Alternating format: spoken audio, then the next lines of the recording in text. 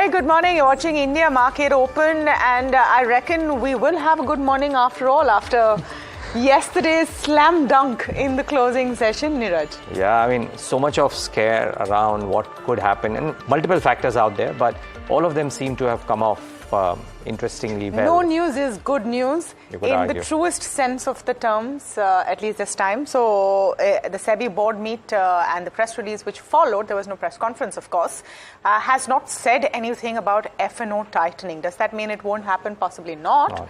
But at least for today, I think between SEBI and Jerome Powell, we can breathe a sigh of relief. Yes, indeed. I mean, it's not bad news. There's an exclusive story, of course, on your ticker as well, which we will talk about a bit later on. But yeah, Tamanna, I think that's the thing. Since we live by the day, tomorrow is a holiday as well. For today's session, things seem to be okay. Yeah, and after the kind of battering we saw yesterday, perhaps the scope for a pullback increases. All right, let's just take you through what the global cues are looking like. Let's start with the US markets, where September has ended in a completely grand fashion. The S&P 500 end at a record high, and through that entire month, which has traditionally been a tough one for equities and for US equities, it's been very positive. The reason, of course, is the Fed action and that 50 basis point rate cut, which has fueled that. So you're seeing the Dow futures also completely flat. So nothing alarming there, but the real hero really was the S&P 500. And that was also pushed by Jerome Powell. So Jerome Powell had an address last evening, India time, in which he says that there could be 2 more cuts this year. But when we say pencils in, this is all dependent on what economic data looks like. So the gist of what he says largely is that, just because we had a 50 basis point cut, don't expect the same quantum of rate cuts to follow. We could have another 50 basis point by the end of the year. That's 25 basis points each if the economic data actually merits it. In fact, let's listen in to what Chair Powell said. Looking forward, if the economy evolves broadly as expected, policy will move over time toward a more neutral stance. But we are not on any preset course. The risks are two-sided, and we will continue to make our decisions meeting by meeting. As we consider additional policy adjustments, we will carefully assess incoming data, the evolving outlook, and the balance of risks. Overall, the economy is in solid shape. We intend to use our tools to keep it there. If you look at where we were 2 weeks ago, coming up on 3 weeks ago, I guess, when we wrote down our SEPs and made our decision, it was a situation where people were thinking, the bulk of the committee was at 75 or 100 basis points, and the votes were on 50, and that would mean 2 more cuts. It wouldn't mean more 50s. Now, of course, that'll depend on the data, but ultimately that's what the baseline is. If the economy performs as expected, then that would mean 2 more cuts this year, a total of 50 more. Okay, so that statement actually is the important one, which came in from Powell. As a result, bond yields inched slightly higher as well, the 10-year at 3.87%. The next big trigger of economic data comes in this Friday. That is the non-farm payroll data in the US, which tells you what is the situation as far as jobs is concerned. And then that's where the rate cut cycle moves. But Asia, important to see today, you're seeing a rebound in Japan after Powell's comments. And of course, maybe the fear of the new Japanese Prime Minister is receding now. So you're seeing Nikkei doing very well. Chinese markets are shut. Korean markets are shut as well. So not too much action over there. Let's pull up the implied open and see how we're set up for trade as far as India is concerned, because we had a rough afternoon, about 12 points up. So no huge pullback, at least in as far as the implied open indicates, but you could hope at least for a positive move. Look at the fund flows from yesterday and you'll get a sense of why we had such a drubbing. It was the foreign investors who were exiting. 9,792 crores of sales by foreign investors. Domestic investors, in fact, came in with robust buys. Second trading day in a row, 6,646 crores. So, Niraj, I reckon that's where the push came, and a lot of reasoning being given for it, including that if China is resurging, is a lot of global money and interest going to flow back into China at the cost of India? Yeah, so in some sense, Tamanna, we're already seeing that, right? Somebody yesterday told me that, and it was an interesting trivia of sorts because one wouldn't guess this, but Hang Seng and Sensex have near about, after the recent surge, have had near about equal performance YTD. So Chinese markets have bounced back and how, and there is serious under ownership of the Chinese markets, viewers, and therefore you'll probably see a lot of global ETF flows move to China because let's face it, the index is cheap, way cheap. They have taken measures, and therefore there is a case for there to be some bit of a bounce out there. Now, a lot of bulls actually believe that there could be a substantial bounce there, and therefore if you want to play China, maybe looking at that market via ETFs route might not be a bad idea. So, but net for our markets, you probably see that happen. Now, what's the trade setup therefore for the day looking like? Is maybe that the reason why you're probably seeing several failed attempts at breakouts. I mean, now we've seen this happen a number of times wherein the markets have spiked, continued, and then come off from those slightly heady levels, and therefore it becomes very essential to be selective while doing the stock picking. I mean, a bounce back is very much on the cards today. You probably see that due, but is the sustenance going to be a definitive yes? I think there are question marks around that, and therefore very highly likely that in the very near term, because of the China factor and ahead of the earnings season, a lot of people talking about Q2 might not be as strong. This market may actually be a sell on rallies more than a buy the dip. Though we know that serious dips are being bought into, but for now, for the short-term trader, maybe a sell on rally strategy is slightly better than the buy the dip strategy. But what might defy that? Metals, OMCs, they are looking strong. And it's very interesting, Tamanna, that we're talking of metals showing so much of strength at a point of time when almost everybody is saying that be wary of global cyclicals. But this is probably that one outlier because of the Chinese measures doing well. And OMCs anyways just showing strength even in a market like yesterday's. So that looks okay. You know, just on OMCs, the point is that are we going to see a fuel price cut ahead of the Maharashtra elections? It is an overhang. It is likely. So that's one to see. Just, a recap of what the day looked like yesterday in terms of trade as well. Tough day on the Lal Street. Of course, markets are shut tomorrow for Gandhi Jayanti, so a bit of reprieve there. But the Nifty down about 1.5%. And that steady slide after markets open just showed how bearish the entire breadth was. In fact, small caps didn't do as badly in relative terms. It was the Nifty and the Bank Nifty which was hammered the most. The small cap index still closed mildly in the green. The Bank Nifty was the worst hit. Among the larger stocks, I would say autos were the most badgered. Autos and IT, that was the theme. And a Hero Moto, a TVS, the likes of those really took it to the chin. Some because of brokerage notes, others in the indication that auto sales will be poor. And, that's why that's one of the set of stocks to watch out for today as well. Metals was the only relief with some shine coming in from metals. Does that persist as the China recovery theme gains speed is what we'll have to wait and see. So, which is why let's look at some of the stocks that we need to watch out for today, and definitely autos is on top of that list. The actual data from the factory gate comes in from auto companies today, and largely considering the overhang that we've seen in September, it could be a tough one. Remember, inventory buildup will look good because now you have OEMs or the manufacturers push out more inventory ahead of the festive season. But having said that, September sales have been poorer than expected. Despite some festivals, Onam, Ganesh Utsav there, what seemed to have been the biggest factor is Shraddh through it, so less sales than was expected. Maybe a higher base has also been part of the reason. But nevertheless, TVS, Bajaj Auto, Hero, Maruti, M&M, all of them need to be kept in check today and might see more pressure coming in. Piramal Pharma is the other stock on my radar this morning. So they've announced an $80 million expansion plan for their sterile injectables facility in Kentucky. It's going to aid their commercial scale capabilities. That's why it's important. It supports CDMO growth demand. And this expansion will significantly increase production capacity, operational efficiency. Look at it this way. Their capacity, which is right now 104 batches a year, goes up to 240 plus batches a year. So you have more than double of production coming in. This is by Q1 of 2027, so it's going to take some time. But that's a thumbs up that you could see for Piramal Pharma. NTPC is the other one. We spoke about it yesterday as well.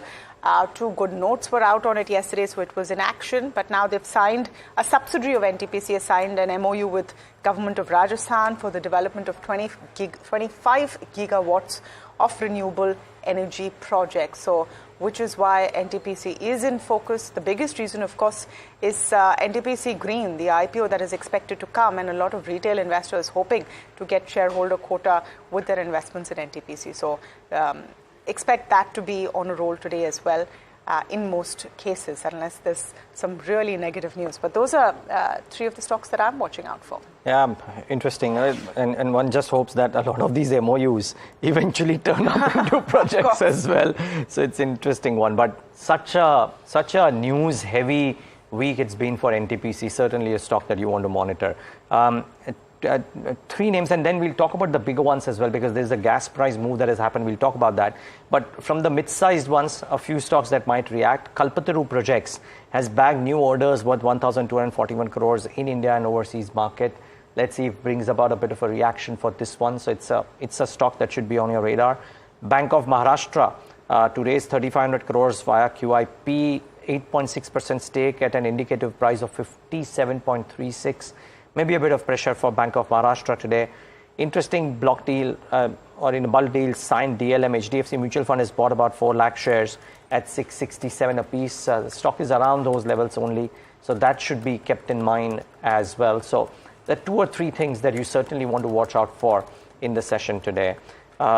We'll talk about the SEBI board meet in just moments from now. But I thought, Tamanna, the other very interesting thing is what's happened when it comes to this LPG price and OMCs having done this and CNG prices having left unchanged. So one, that the natural gas price cap has been raised from ultra deep water, high pressure and temperature areas. So that I thought was very interesting per se, because it helps the OMCs. And individually, for the oil marketing companies to have hiked 19 rupees per kg LPG cylinder prices by that 19 kg LPG cylinder price by 48 rupees is positive for OMCs. So you are absolutely right. The retail price cut is a big overhang, and if that were to happen, yes, maybe that's probably the reason why the stocks are not even rallying thus far, because otherwise the decks are set for them to do well. Correct. But today, just this price hike by itself might bring about a catalyst for HPB PRC, so should be watched out for. All right, so those are some of the others. And of course, gold loan companies will be in focus as well because of the RBI announcement from yesterday. We'll have a more detailed report on that in just a couple of minutes. But let's just focus on what SEBI has done yesterday. So the SEBI board has not ended up talking at all about F&O, and this was the big question in the market yesterday. Let's just quickly tell you what they have done before we get to what they could do. So the key changes that SEBI has talked about is qualification for research analysts and investment advisors have been revised. Summary proceedings have been brought in for security law violations. They've expanded the scope of optional T+0 settlement cycle, so that's a positive. Faster rights issues have been brought in with flexible allotment to specific investors and simplified business processes.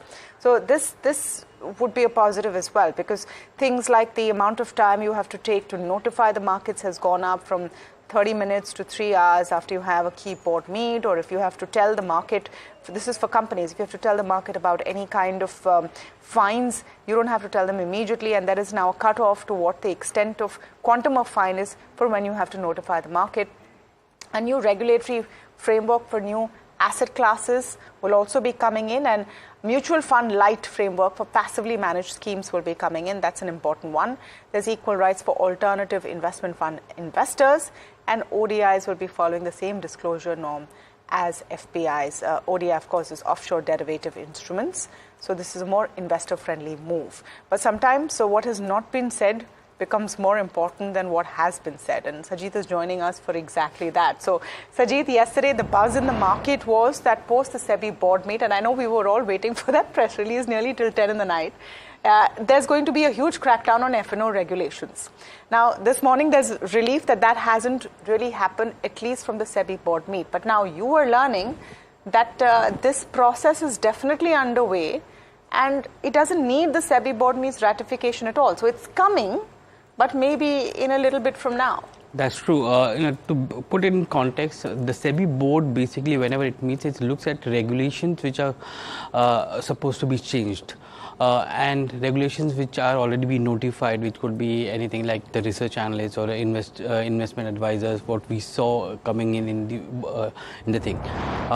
F&O norms which were put out were part of a draft circular, and a consultation paper was put out on the draft circular. So they wanted the circular to be out so that people are aware of it, that this is a circular which is going to come in, and they wanted feedback on that circular. Circulars by per se are administrative processes, and they don't go to the SEBI board for ratification or any changes or approvals at all. So it's purely an administrative process, and the circular will be notified as and when it is ready. That's what we've been told by some of our sources there. So the whole premise that that F&O would be in part of the SEBI board meet agenda is not was never there, and the circular is coming in, which is there. And SEBI's circular has been very expansive in that sense. It went through expert working committee. The working committee submitted its recommendations to the secondary market advisory committee, and then the secondary market advisory committee submitted. So that's process. Let's cut out the process, because frankly I think a lot of people who are trading in F&O just want to know, will it happen, will it not happen, will it be the top 7 proposals? Okay. It is coming. Winter is coming, and SEBI's F&O regulations are coming. The process has already started in some form from today, because you have the true to label charges coming into effect. So there is options tariff by SEBI to by stock exchanges to brokers have already gone up. As part of that, the second is STT changes are coming has gone up. So in STT you saw STT on options going up. So those transactional charges which increase the cost for investors have already come into place. Now is the question of the circular which has been there, which includes increasing the strike price, number of the size of the contract from 5 to 10 lakhs now to 30 lakhs. All those things are in the works, and it will be notified as and when it is ready. Okay. Sajid, I'm just wondering, so let's simplify this, right? For somebody who is looking at this outcome of this meeting, either a trader or an investor, and trying to figure out what is the most important takeaway here from my perspective today. Not that the changes are coming and that therefore they don't need this circular and therefore they'll happen later. Sure, they will. Today, what is the thing according to you? From what the SEBI has announced? Yes. I would say the movement towards T+0, because they've expanded the entire list from 50 to 500, which basically means over a period of a year or two, it's optional as of now, but over a period of 2, we will go to T+0 from here on. The second thing is that they've introduced something called T+0 for block deals. So, and which basically brings in institutional participation into it. Now remember, the settlement cycle as a whole, the biggest block for them is the institutions, because when we moved from T+2 to T+1, we had all the FIs crying, saying that we won't be able to move it. But now it's a way to get them on board. So they have all the block deals. We've seen the kind of block deals that's coming in almost on a daily basis. And if these block deals now go into T+0, then the institutional framework and the backbone which is required for T+0 is getting prepared for that. So it's a slow progression towards T+0. SEBI also said very clearly that as of now they are not looking at instantaneous settlement, which was one of the proposals at some point in time, because given the technologies are available there. The second thing is on the broker front, 3-in-1 accounts and ASBA. All this is going to impact all the brokers heavily, because the float which was available to them will come down drastically because of this, because the money will now be lying in the bank accounts of the investor rather than getting transferred to the broker. And of course, like Sajid said, that there are some changes which are effective today itself. What is the timeline of these regulations being notified, you think, Sajid? What are you I'm just taking a guess here. The point is that if, and it's hypothetical as of now, if tomorrow SEBI puts out the notification or notifies the circular, the exchanges will have to do it gradually, because the contracts for the next 3 months have already been issued. Yeah, but SEBI needs to take the feedback first. The feedback is done. Okay. The feedbacks are completed in August. So it's a it's a collation of feedback and the notification which is required now. So it would be a 3 months process which we are going to see. And if they notify in the next 1 week or so, you expect that the January contracts would be implemented in such a manner that the cost for retail investors to trade in options are going to go up drastically. Okay. Now, a couple of things which are happening from today in any case, and part of what Sajid also messaged, said right now. One is true to label charges. So, NSE and BSE has revised tariffs in line with true to label norms. Tariff is reduced from turnover based to flat tariff structure. So, that's a positive impact on NSE and BSE earnings. But remember, that means that those who are trading in these categories have to pay a little more. So exchange charges by large and small brokerages now come at parity, and revenue of exchanges are likely to improve. The second is a hike in STT rates. So the government hiked this in the budget. Increase for futures is from 0.0125 to 0.02%. That also kicks in from today. Increase in STT for options has gone from 0.625 of option premium to 0.1% of option premium. And costs for traders, of course, rise. The third is taxes on buybacks to be borne by shareholders. These were being borne by companies. So companies were paying buyback tax at 24% currently with no tax burden on investors. They're now treated as dividend and taxed at slab rates as well. So these are some of the changes which are coming in any case. All right, the other big story this morning is what RBI has done. RBI has flagged deficiencies in gold loan practices and asked lenders to take remedial measures within 3 months. This came out last evening. Harsh is joining us for more on this. Harsh, what is the implications of what RBI has said yesterday, and take us through the details? Well, yes, good morning. First off, what we're seeing is RBI again flagging certain issues with regard to gold loans this time around.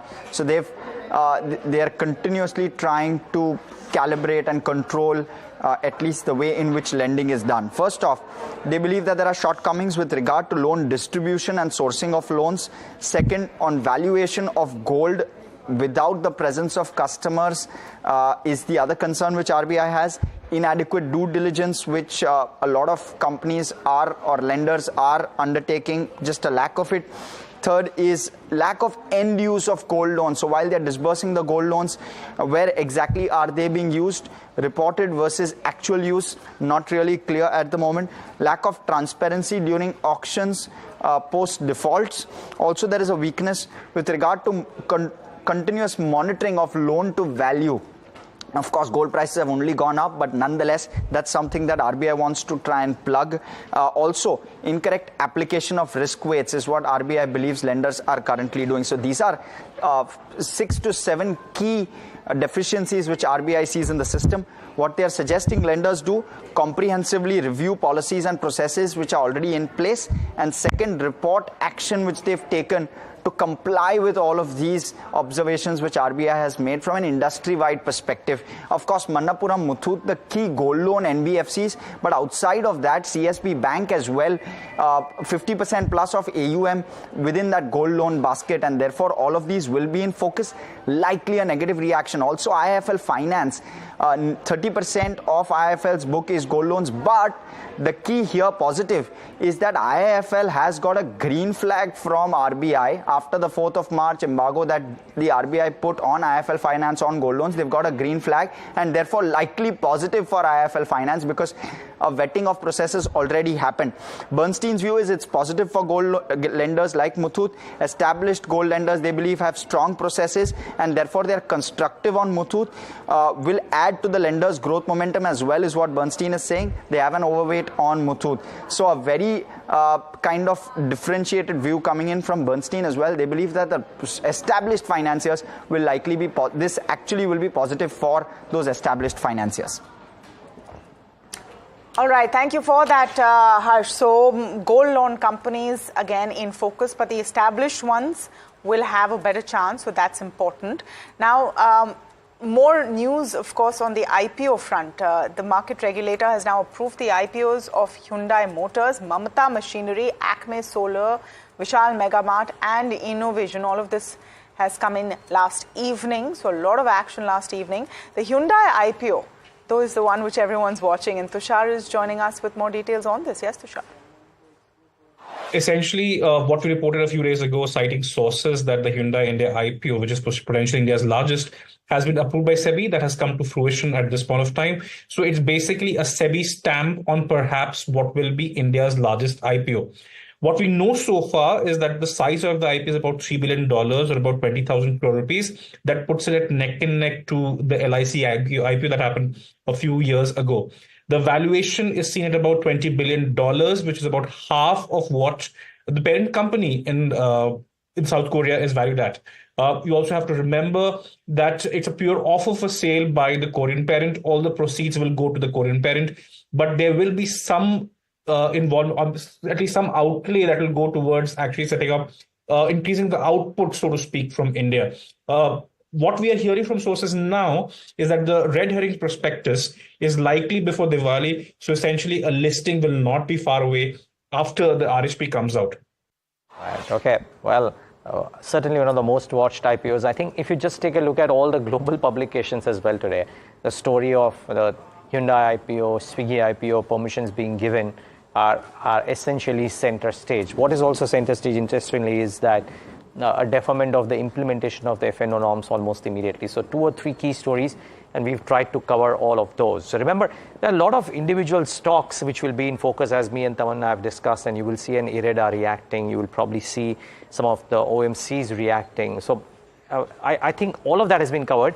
The bigger picture, Tamanna, is what happens fundamentally. And I think Morgan Stanley, in their note, have given out a fairly interesting set of things. So they mention, as everybody does, that SMID stocks continue to defy, that space continues to defy gravity and climb a wall of worry, and that they prefer large cap cyclicals over defensive. So to each their own, but it's interesting that the most important line in that note, for me at least, was that they see very strong growth signals with heightened capital market activity accounting for some of the valuation concerns that people might have, which I thought was very interesting. They are banking a lot of hopes on Q4 calendar or Q3 FY, as the case may be. Yeah, absolutely. And they're also talking about policy as a big part of it. So I think this is one overhang which is now receded, if I'm looking at it from a more fundamental perspective, that what would happen with an NDA in which the BJP didn't have a complete majority, right? That was still a conversation in July. I think now by October, those concerns have receded, and Morgan Stanley says that the BJP-led NDA has demonstrated continuity in policy. They expect further policy announcements to reinforce trends. Upcoming state elections in Q4, of course, will attract attention, and they expect RBI to maintain status quo on rates, allowing liquidity to be less tight. Now, I think this is important, that December cut, do we see it or do we see it in October? RBI really is in no hurry to pull the trigger. Factors to watch, according to Morgan Stanley, is start of a downward rate cycle in US. And I thought most important, Niraj, really is, for me, the big line was they expect earnings recovery from the June quarter because of the election impact. Because you remember, company after company has come and told us that it was the elections that have hampered them. They're expecting a recovery. Government spending has picked up. Private spending is on a recovery path led by rural consumption, and primary markets will continue to gain pace. They expect subpar equity returns globally, but India remains in a sweet spot. Oil prices have subdued, but rising West Asia tensions, of course, have a huge factor as well. But apart from that, the big story really is what happens in the F&O space today. Agam, definitely some relief, because no scary stuff after this FD board meet, at least for now. And do you expect, it's a big day because of the holiday tomorrow. You have 2 expiries today. Yes, and that's possibly one reason why we could just see a little bit of volatility today, because every time you see 2 expiries come together, the only thing here is that both of the expiries are related, and you have names like HDFC Bank, Axis Bank have considerable weightage with both the Bank Nifty as well as the Fin Nifty. But I'm going to start off with the basics, and let's start by taking a look at what happened yesterday. Yesterday was a day where the markets took a step back. The benchmark was down by around 1.5%. In fact, the Nifty lost out on the mark of 26,000 yesterday, and we saw a lot of unwinding. This is especially important because, last week we saw strong rollovers, and a lot of those rollovers towards the long side. So naturally, when you do see a dip come through, we are going to start to see a lot of unwinding coming in, and that's exactly how things are playing out. Not just for the not just for the Nifty, but the Bank Nifty as well, where once again the index also came off by around 1.5%, a little over by 1.5%, and open it has declined by around 2.3% in the respective futures. But it's going to be about the options market today, considering the weekly options expiry. The Nifty is not going to see the weekly options expiry. That's going to happen on Thursday, but we are already starting to see a considerable amount of traction in calls, not as much inputs. Then that begs the question whether or not traders at the moment are expecting a little bit more selling to come through before we start seeing a build-up in your put writing as well. For now, 26,000 becomes a mark where it's going to take a bit to come over, and if we do see that come through, of course, a lot of this unwinding of these specific calls will lead to markets even higher. But today is the Bank Nifty expiry, and while we've lost out on the 54,000 mark, we've also closed below 53,000. Still, 53,000 today will be a level to keep an eye on. It'll be a fulcrum of sorts, if you will, over the next few days. It's got to be something that we're going to be watching out for. Let's move on and talk about the other aspects as well, and of course in terms of the Fin Nifty, a lot of traction around 24,500, 24,600, but option premiums are always very, very small when it comes to the Fin Nifty, so it always becomes the riskier of the two, especially when it comes to trading on expiration days. But move on and let's talk about stocks. We do have longs in Granules and Atul. On the other hand, Reliance Industries looks at a sharp amount of shorts building in. It's not every day that Reliance Industries falls as much as 3% on an intraday basis, weighing down the index. Among stocks which saw unwinding, let's pull that list as well. We saw about a short covering for Federal Bank, IDFC, as well as Dr. Lal Pathlabs to a certain extent, and Samvardhan Motherson as well. But given the current market scenario, we saw benchmarks make new lifetime highs.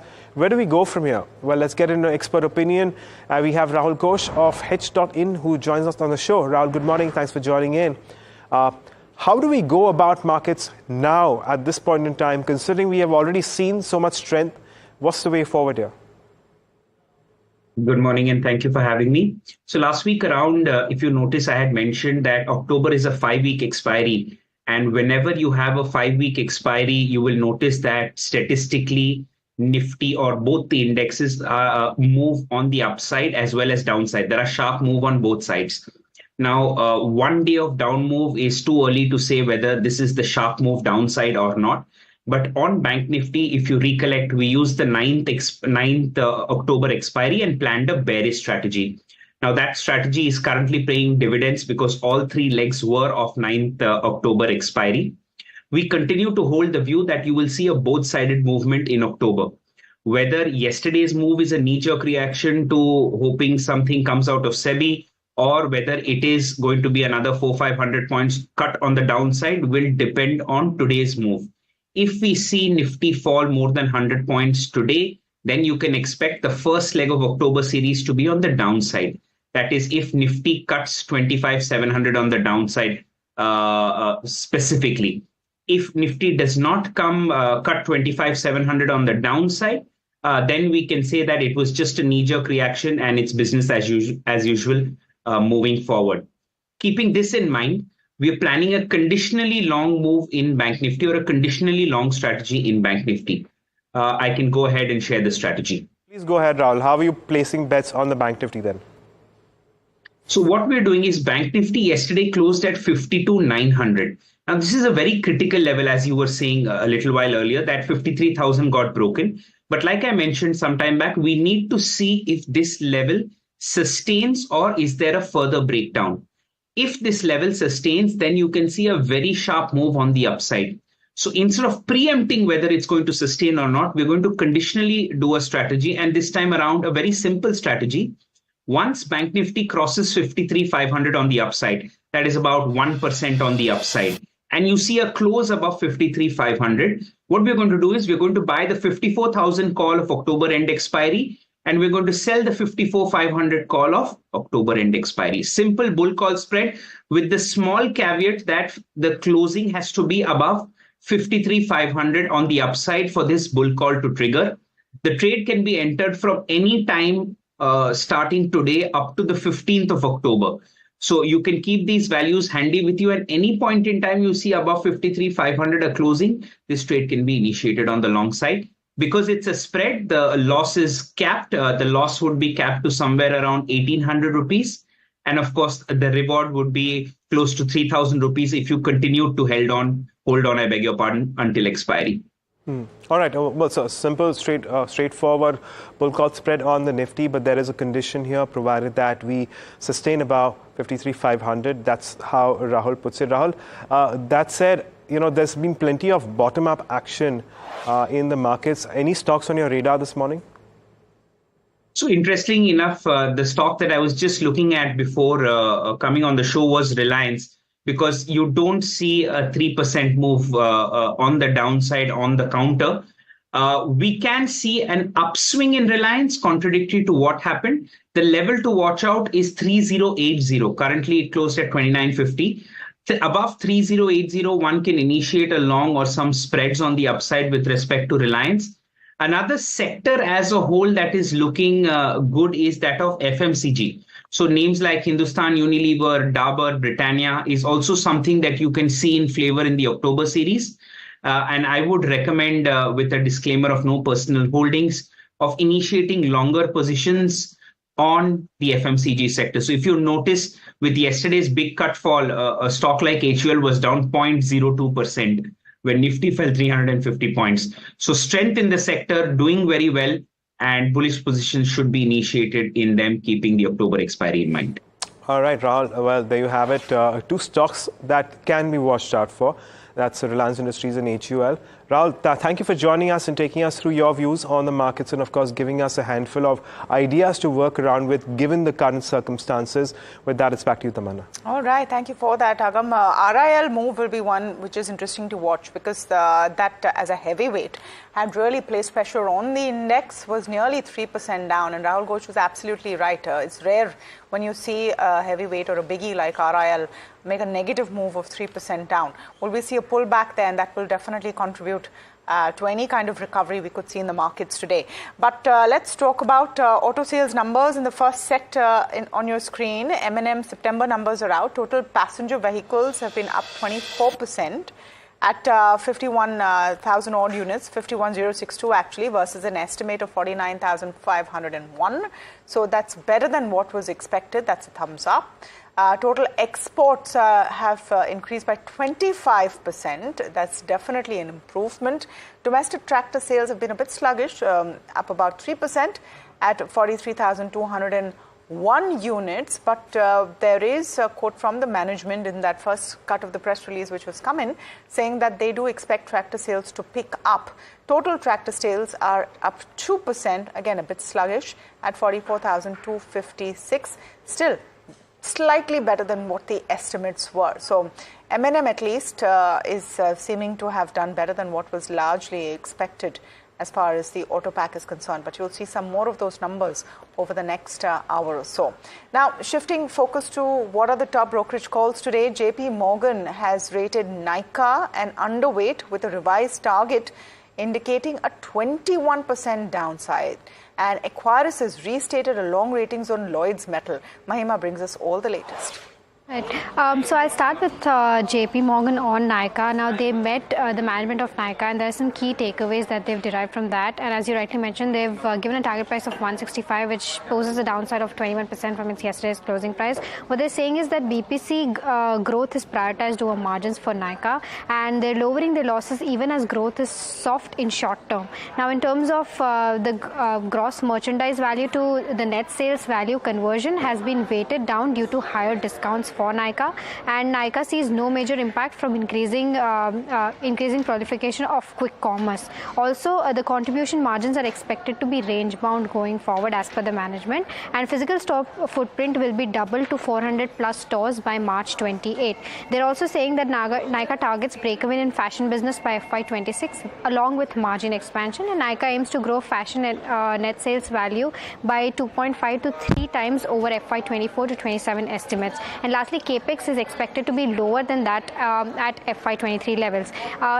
Regarding this, JP Morgan's view on this says that the drive to GMV growth for the company has to move to mainstream categories with lesser differentiations, and this could possibly slow down the margin progression for the company. And Nykaa is yet to establish a right to win, and it could face significant challenges pertaining to more aggressive competition and significantly higher SKU count. Lastly, they find the valuation at 60 times a bit expensive, and pricing in BPC modes is driving their underweight rating. Next, Equirus on Lloyd's Metals, where they've restated long rating for the company with a target price of 1200, and they've hiked this target price from 1000, and this poses an upside of 27%, and they're expecting the company to become India's lowest cost steel producer by FY30. The company aims to potentially serve as a toll operator to other miners as new blocks auctioned by Government of India from the company's building state-of-art infrastructure outside Surajgarh mine area, and they estimate iron ore cost from the beneficiation process to be par with or below current iron ore prices, and this will help company sustain and improve its profitability ahead. Over the next 3 to 5 years, company expects growth in secondary steel and downstream facilities at the Konsari regions, and this should help boost company's value overall. So Equirus expects a 59% EBITDA CAGR over FY24 to 27 estimates. So these are the two interesting brokerages to watch out for in trade today. That's interesting, Mahima. Thanks, and it's a nice variety because it's a mid-sized brokerage firm with a mid actually 44,000 crores now seems a mid cap. It's not. Lloyd's is technically a much larger mid cap, if you will, but two very interesting names out there as well. So keep an eye out, and remember, we'll get in more brokerage notes during the course of the day as well, and all the stocks that matter too. Because I think what we'll do now, let's get the profit watch list on, but post that we'll try and get in our technical and fundamental experts to try and tell you what are the stocks that will react today, because the list of stocks that will have a potential reaction is very, very high today, viewers. So on profits watch list, some of the stocks, not all. One of them is NTPC, signed the MOU with Rajasthan government to develop 25 gigawatt of renewable energy projects. It's just an MOU, yes, but NTPC is a stock on a roll, and therefore this might just give a further leg up to it.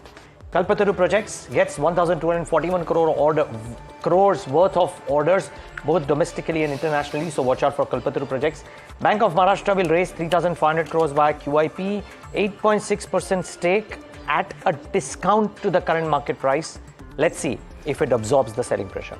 Yeah, absolutely. The other one that is on our focus is Bank of Baroda. There's a note out from Citi, who's fairly constructive on it, and says it's a positive. They've opened a 90-day positive catalyst watch, so that could see some action.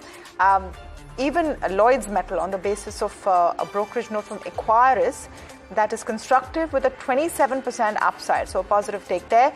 IREDA will also be interesting. Their loan sanctions have risen phenomenally, 3 times really, and they've seen an AUM growth of 36% year on year in Q2. So those numbers actually are looking fairly good. So expect something good coming out from IREDA. OMCs as well is something that we should watch, Niraj. Most certainly, LPG price hike by rupees 39 for the 19 kg cylinder, and this should be a shot in the arm for oil marketing companies today, so watch out for some upsides there. India Glycols, there is a capacity expansion of the Uttarakhand facility, so watch out for that stocks as well. And clutch of auto stocks and the September auto sales as they come in, and M&M has already come, one of the divisions of M&M has already come. I think we'll hear from Bajaj Auto, Escorts, Kubota and Maruti as well before the show ends. So it's a packed morning as far as auto sales go. So keep an eye out for some of these as well. I'm not sure all will be positive in that sense. But two-wheelers might be. But the thing is that the figures that you will see is out from the factory gate, and expect larger inventory build-up in September ahead of the festive sales, right? If you move in a lag, But because I have been a buyer of a vehicle in September, right? I just kind of experienced that the inventory levels were not too depleted.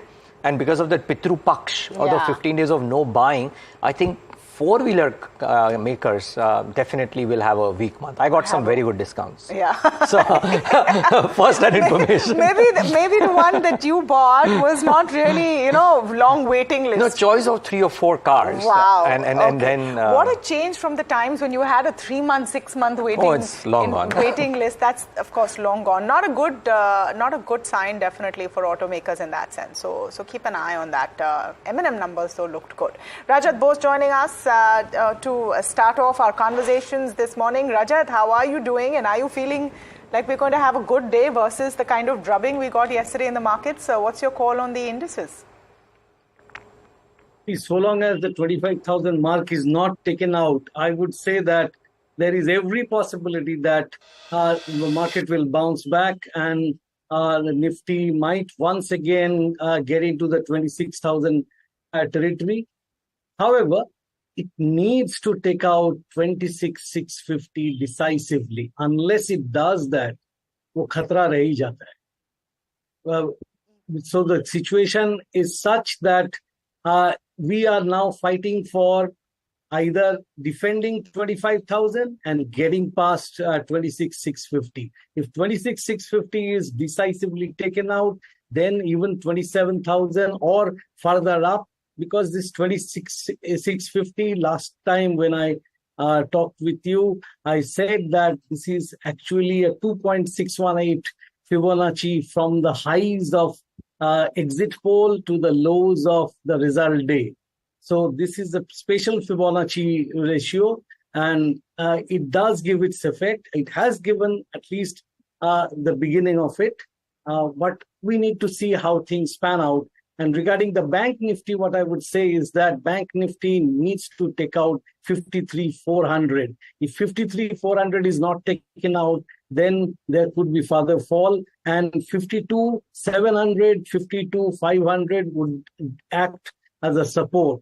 But I tend to think in today's session, a stock that saw a heavy drubbing, that is Reliance, is likely to move up in today's session. And it is one of the 2 stocks that I've chosen for you people. No, so I'll come to the stock. I'll come to the stocks in a second. But then what is the trade on the Nifty today? What should people do? What should people do?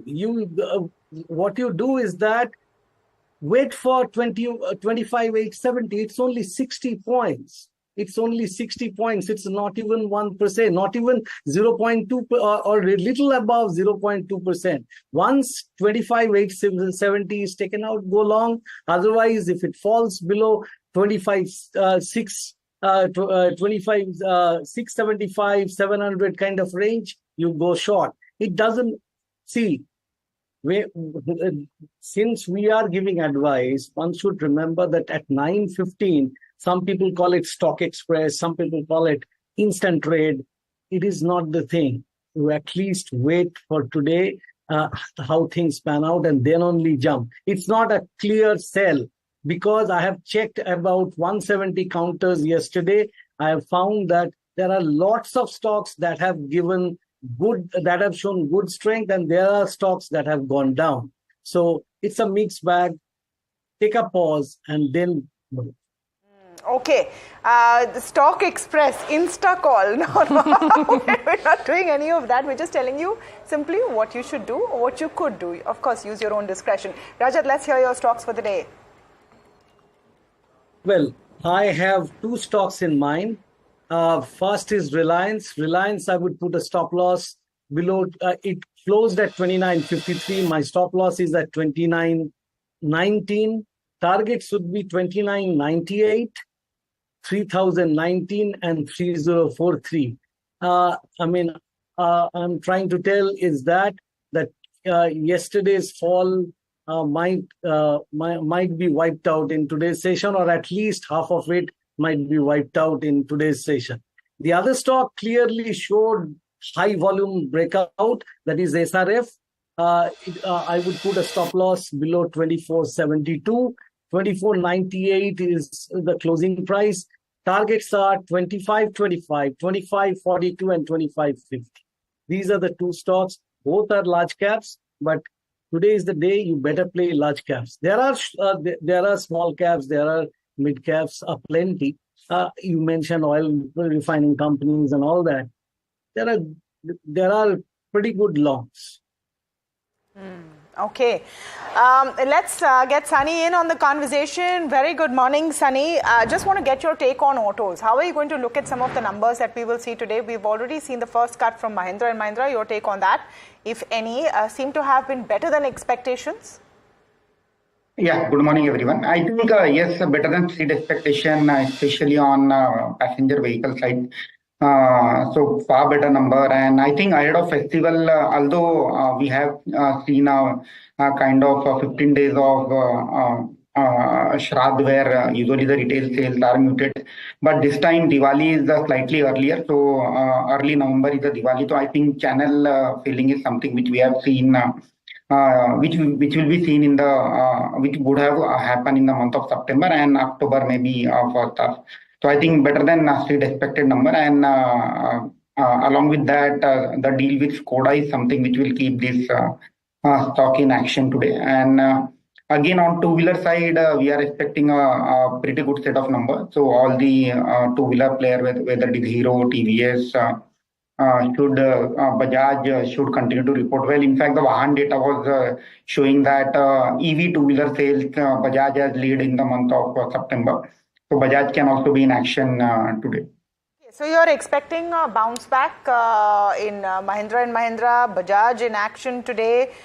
So those are some of the auto companies that are in focus. Remember, we have a deeper conversation with an auto analyst later in the show where we'll get you the top picks in the space as well. But you will see OMCs in focus as well, IOCL, BPCL and HPCL, because they've raised prices of the 19 kilogram LPG cylinder. Mihika joins us with more.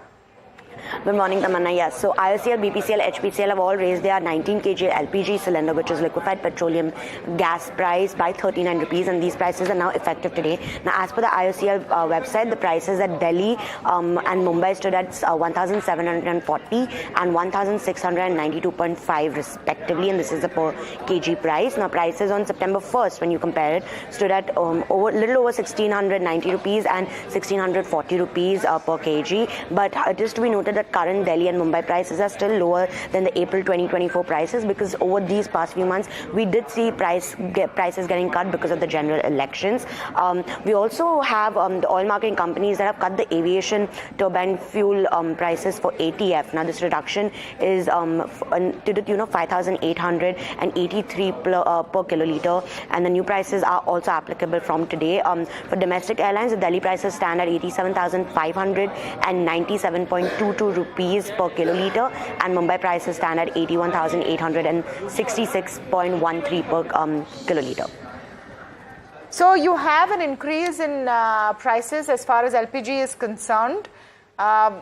Couple of questions. Will that get reversed? What is the take on OMCs? You have elections coming. Will you see fuel pump prices going down? Yogesh Patil joining us to answer some of those. He's Director Research Oil and Gas at Daulat Capital. Yogesh, very good morning to you, and thank you so much for joining us. Just your first take on some of the announcements that have been made regarding price rise. 39 rupees per cylinder increased on the 19 kilogram LPG. So that's the monthly revisions generally happens on the commercial LPG cylinders, and that is largely in line with the Saudi propane contracted prices. So that continues. But if you look into the overall baskets of LPG consumption, so closer to 90% is the domestic household consumers, and hardly 10 to 11% is the commercial LPG consumers.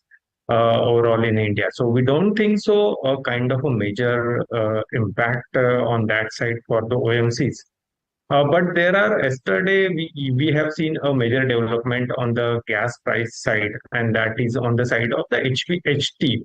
So high pressure, high temperature or deep water or ultra deep water gas prices ceiling is been revised upward to the $10.16 per MMBTU, which was earlier $9.87 per MMBTU. So these new ceiling will be applicable for the second half of FY25, and we could see a kind of impact on the stock prices today.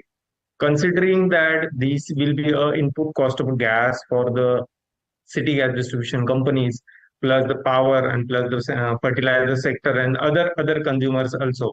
So in overall, this gas price increase, I will say, would be in the range of rupees 1 per SCM.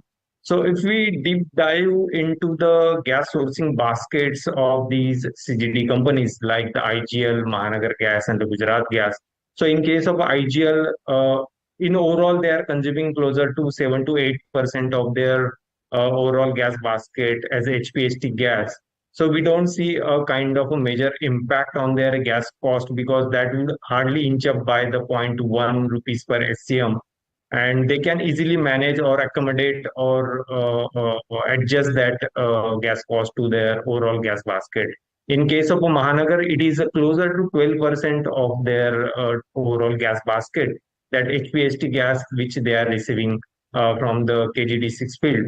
So again, it will be a very, very marginal or very small hit to their gas margins on that side.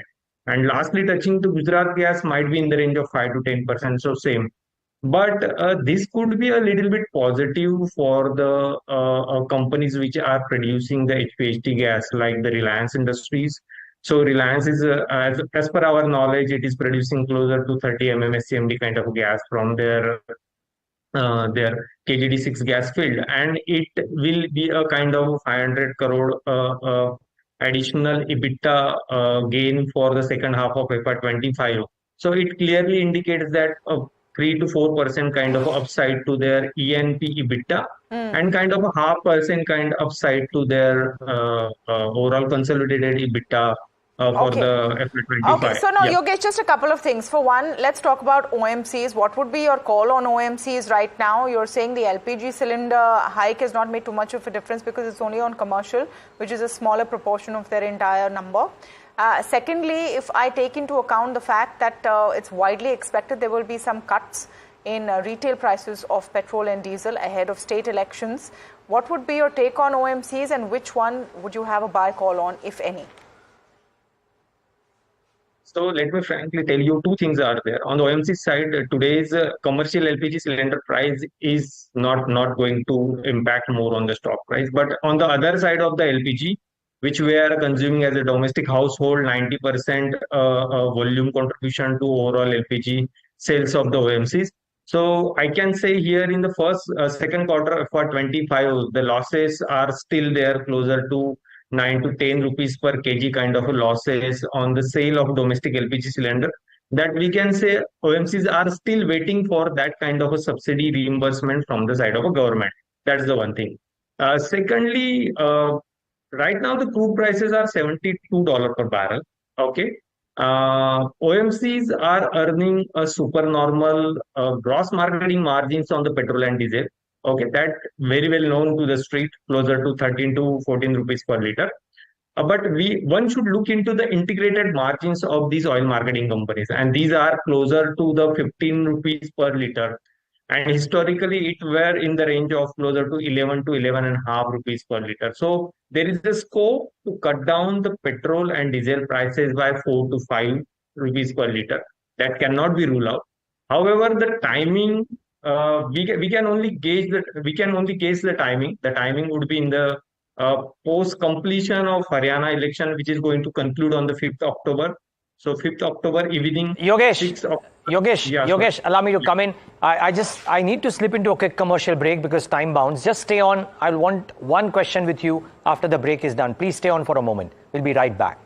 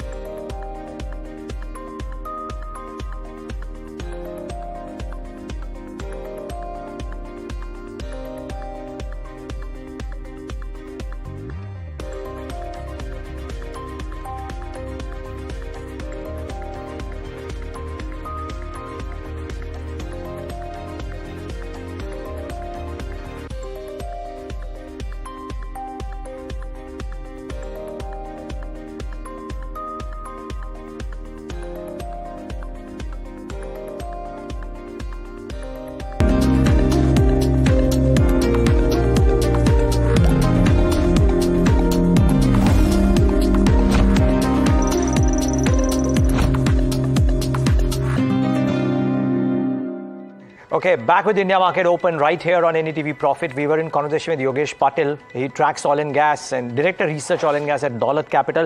Yogesh, sorry we had to cut you, but my mood question is for somebody who's just tuning in and wants to know, because of all the decisions that have been taken, price hikes, ATF cuts, LPG cylinder hikes, etc., only in commercial, what is the net impact on businesses? Would you be constructive or negative any of those because of this? In the longer run, in longer run, we are as of now we are having a negative ratings on the oil marketing companies, BPCL, HPCL, IOCL, considering their valuations are at a peak level.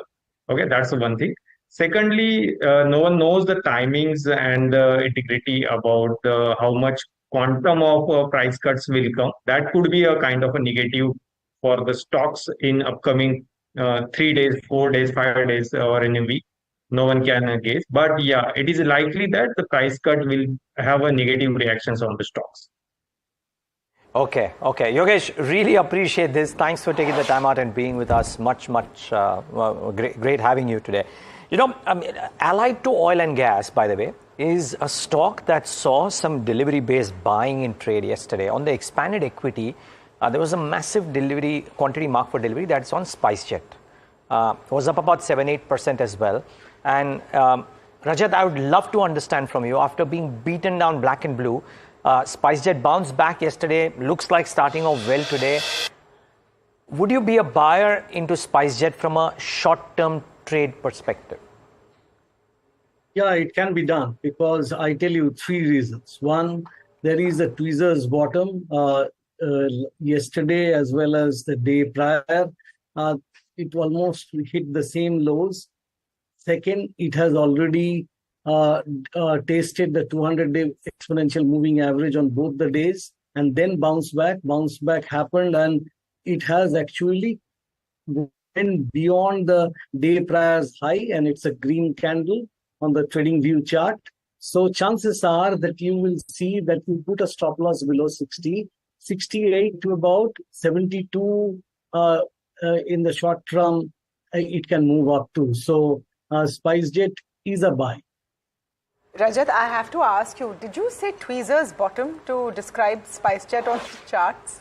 Yeah, tweezer's bottom. This is a candlestick pattern called tweezer's bottom. When the two lows are at the same level, there are horn tops, horn bottoms, there are tweezer's top, tweezer's bottoms, and then there is marubozus and haramis. Harami is a Japanese term here, not the slang that people use in India. I think we need to do a separate show with Rajat Bose on all of these terms and what they mean. But for our viewers today, you're constructive on SpiceJet on the charts. Is that the takeaway? Surely.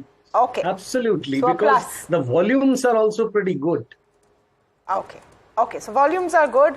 Up on SpiceJet, Sunny Agarwal. Let's talk a bit about OMCs and what the call is. So many things happening on OMCs. You have ATF fuel cuts as well. LPG cylinder or only commercial side increases and a whole host of things. The gas moves yesterday also will have some impact on balance. What would be your take on OMCs? Let's also see in pre-open how an IOC, HPCL, BPCL, Oil India are also doing. Yes, Sunny. Yeah, so coming to AMC, I have got a slightly different perspective. I feel in the market when everyone is hunting for a value, I think oil marketing companies are the only companies where there is some value left, at least in terms of valuation. And one has to keep in mind that a company like HPCL, which has been spending close to 60 to 70,000 crore as a capex, out of that 50,000 crore has already been spent during the last 4 or 5 years, and their Barmer refinery is something which will go on stream in next 1.5 years. So I think doubling of EBITDA in next 2 years is not a big deal for HPCL. So I think all oil marketing companies are trading at close to 6 to 7 times price to earning multiple. Again, very close to price to book multiple. I find a lot of value in all the oil marketing companies. So in fact, somebody is a medium to long-term investor with horizon of at least 2 to 3 years can definitely look at all the oil marketing companies to add in the portfolio. Okay, so oil marketing companies can be added in the portfolio right now. Rajat, are you bullish on any of these OMCs? First of all, let's take Hind Petro. Hind Petro from a low of 152. It has moved up. Yesterday, the high was 446. Of course, there had been a higher high than this about a few weeks back. But the point is that what HPCL is showing, it is not very encouraging because it needs to stay above, say, 450, 460 range. Then only you can expect some kind of a good movement here. So HPCL is better. If you have positions, you take profits. Regarding BPCL, almost a similar kind of situation. Only thing is that even BPCL has shown good volume and it has posted a higher high. Technically, it is bullish, but it needs to take out 380 decisively. Unless that happens, BPCL will also see profit taking. Only stock that I find you can buy here is IOC, because IOC did not see any such big move over the last several months. Say in 2024, it did not see any big move. Rather, it was a sideways movement. So if it manages to take out 180, 185 range, then definitely you can expect something like 200 to about 210. So if I were to buy based on the technicals, I would buy IOC. Based on the technicals, all right. Sorry, interesting. Yesterday, Sony Patnaik's top call amongst all the three OMCs was IOC as well. That's true. That's true. Definitely one to watch out for. IOC this morning, flat, completely flat, nothing much happening. Auto sales in focus. Bajaj Auto numbers are out. Total sales at 20% up at 4.69 lakh. The stock in pre-open session climbing a bit.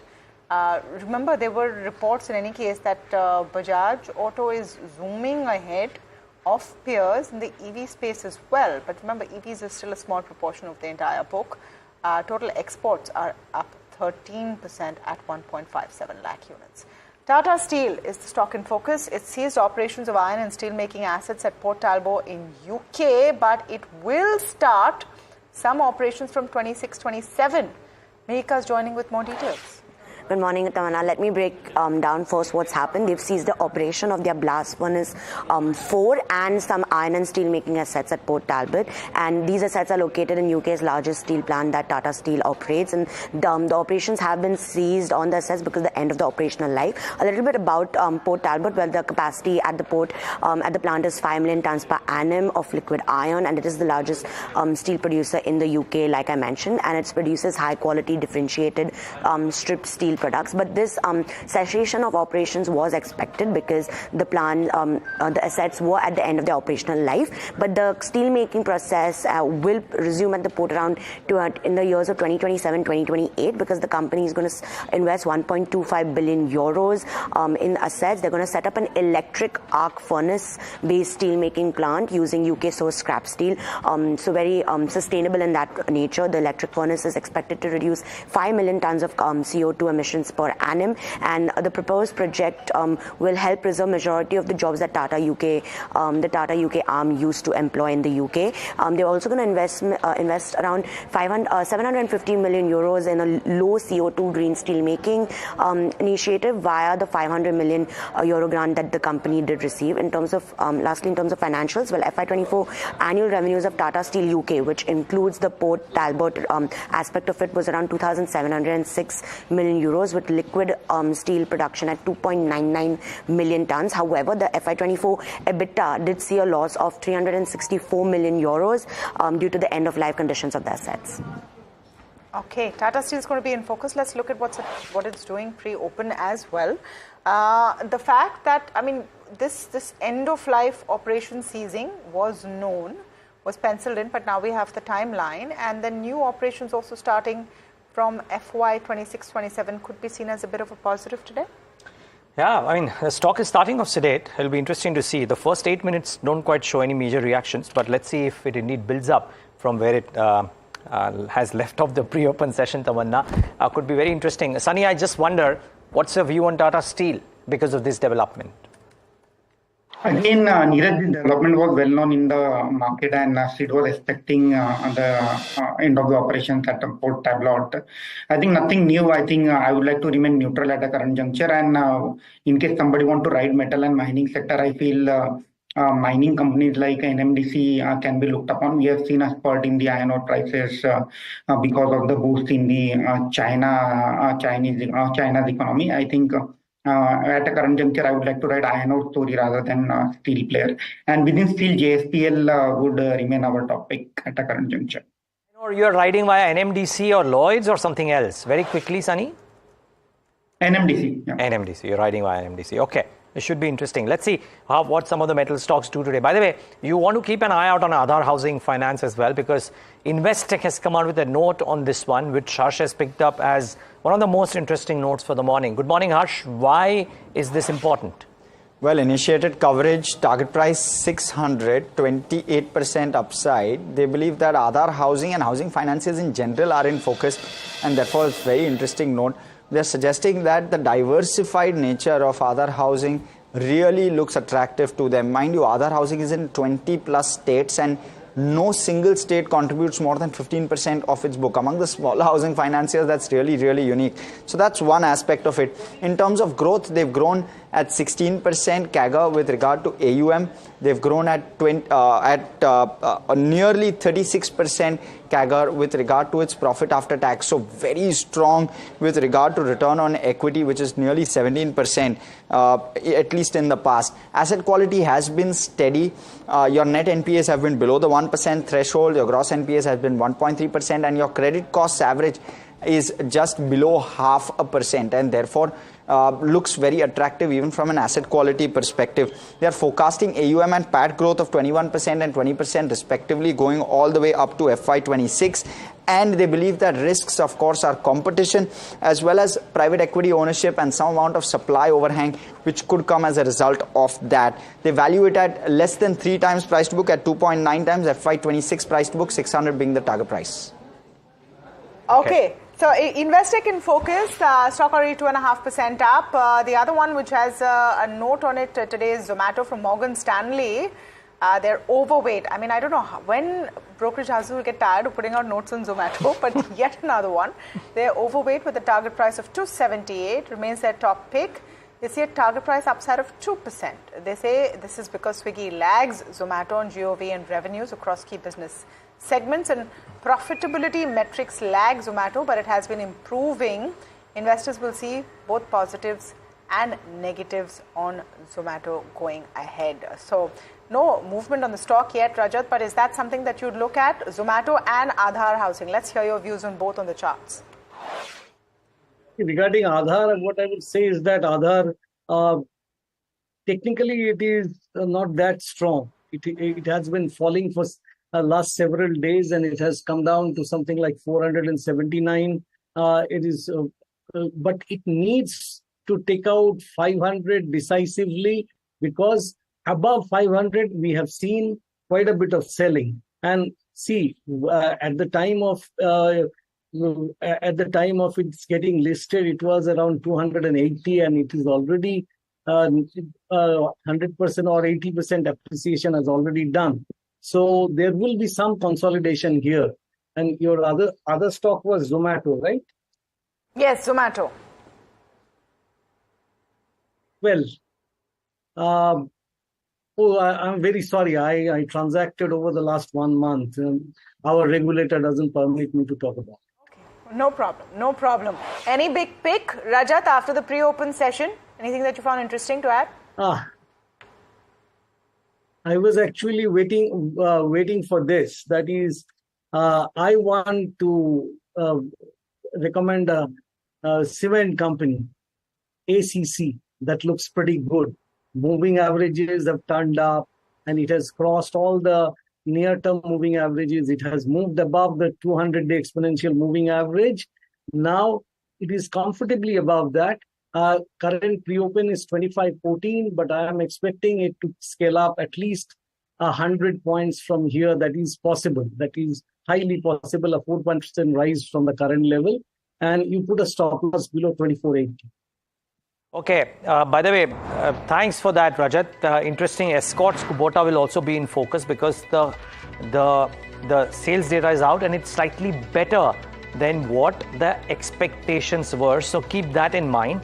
that the number is slightly better than what was estimated, and therefore escorts could have a bit of a reaction. So we'll mark it, of course, as markets start off. Keep in mind that it might turn out to be a flattish start, may well turn out to be a flattish day because we have an off tomorrow, the global markets don't, and therefore there might be, how do I say, a trader or two might be slightly skittish about taking very large positions overnight, because these days world markets are well, volatile to say the least. So you would argue when they are not. But today's session flat for our markets. The Nifty IT should come up on your screen because yesterday was very active. Nifty IT2 in today's session about 0.4% higher, so better than the other key indices. Mid caps and small caps, which withstood the selling pressure very well yesterday, I must say. Mid cap index marginally in the green, not as much as the large cap. Small caps though, mirroring the large cap performance. Okay, let's get the heat map up on the screen and probably see some auto names, some metal names right up there.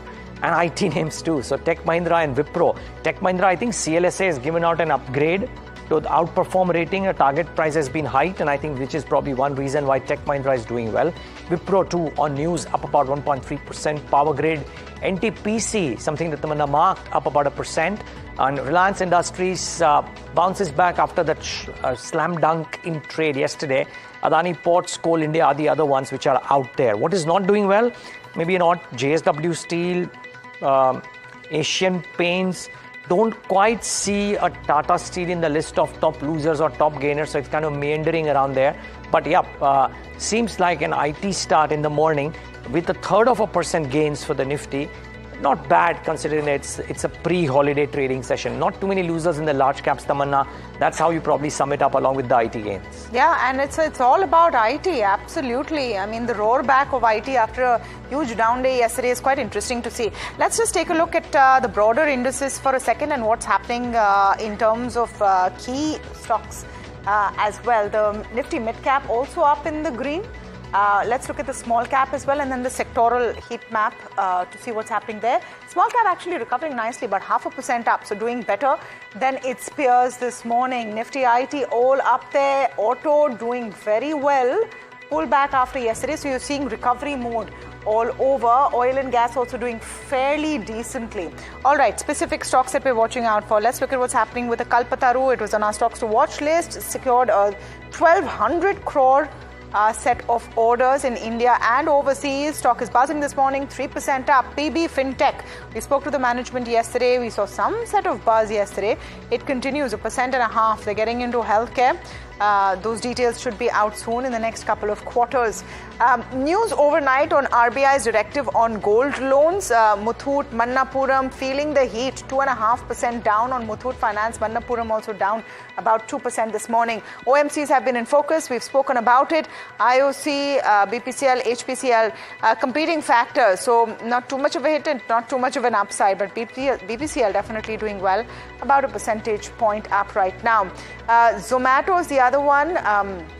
There's a Morgan Stanley take, target price at 278. Not too much action on Zomato, at least for now. Let's look at Aadhar Housing Finance. Investec is fairly bullish. Target price of 600 rupees after the pre-open session. It's cooled off definitely. But the other ones in focus, I would suppose, will definitely be M&M, Bajaj Auto, Escorts. All of them have had their numbers out in the pre-open session. Escorts about 1.5% doing the best, and M&M and Bajaj Auto not bad at all. It's a day of recovery, Niraj. IT, Auto slammed yesterday, coming back. Perhaps not with a roar, but definitely revving back today. Back today for sure. I'm just trying to see if there are some other stocks that we've missed. But I must say, Tata Steel is actually in the red now. So contrary to what it is I thought, the stock is lying very, very quiet and trading in the red, 0.5% lower in fact. So bear that in mind, not quite the reaction that some people might have been expecting. What else? There is weakness in Indo-Count Industries, Kirloskar Oil Engines. These are a few names which are kind of snuggling back today, about 3-4% cuts for each of those. Hercules Hoist is up about 12%. Z Media continues to defy gravity, up around the 6%. V-Mart up 5.5%. There is strength in Shakti Pumps, and SpiceJet is roaring, or flying actually, not roaring, up 4% in the session today. And lo and behold, Bikaji Foods is back with the gaining list, up about 4.5% as well. So strong moves into some of those individual names in the session. Z Media has been really zooming in trade. Purely as a trade, Rajat Bose, what do you make of the charts of Z Media?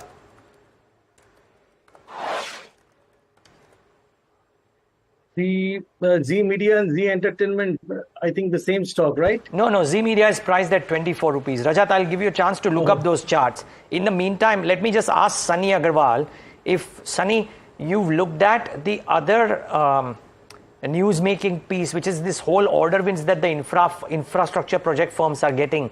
KEC yesterday, Kalpataru today. Do you like some of these power transmission companies?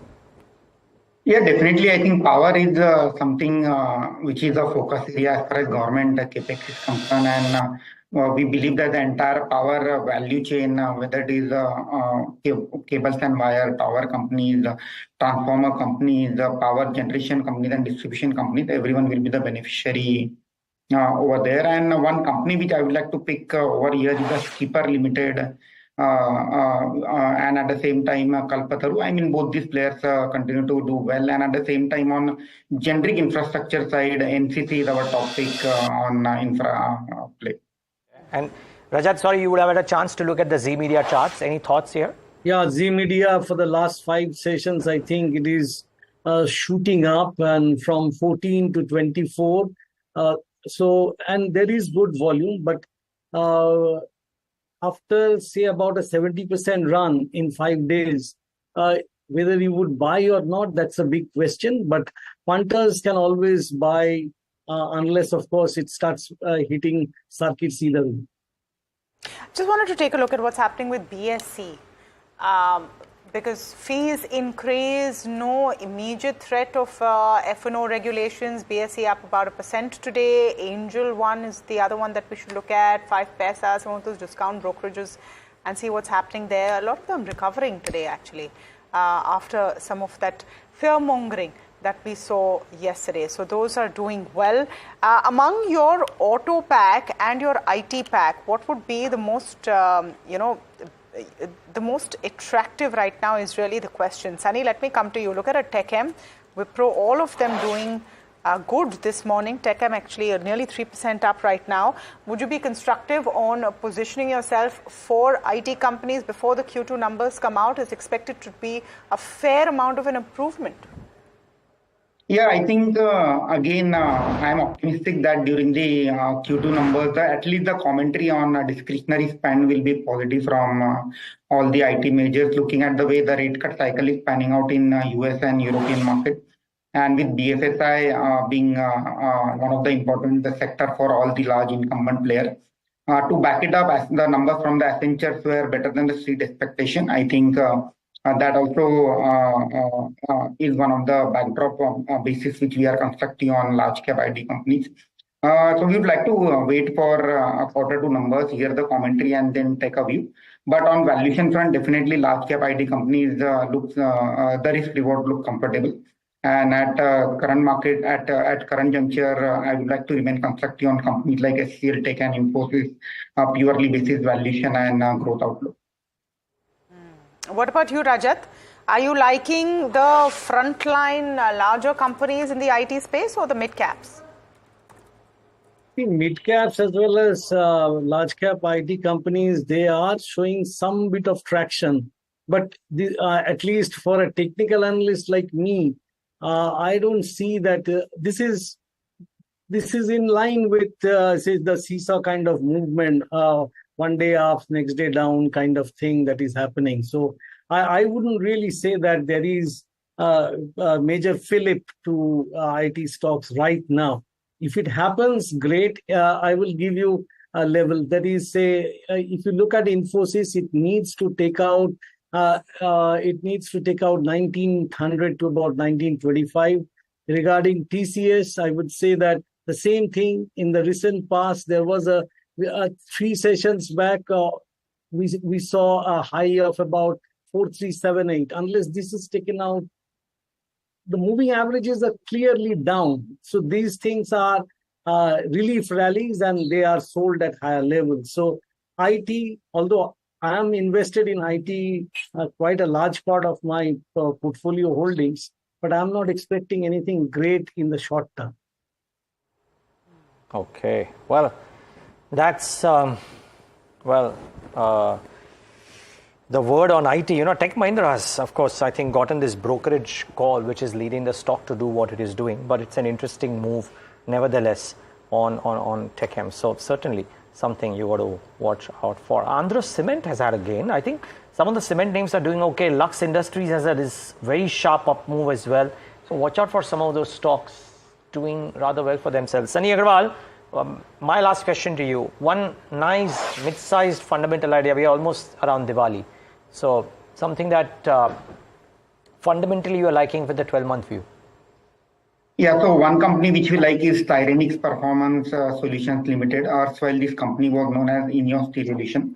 So we have seen promoter hand change wherein Korean promoter have exited and Indian promoter has taken over. Basically a play on ABS polymer, basically duopoly market. So there are only two players, Styrenix and Bansal Engineering Polymer Limited. I think a very robust set of number we have seen during the Q1, and we are expecting company to post 15 to 20% volume growth.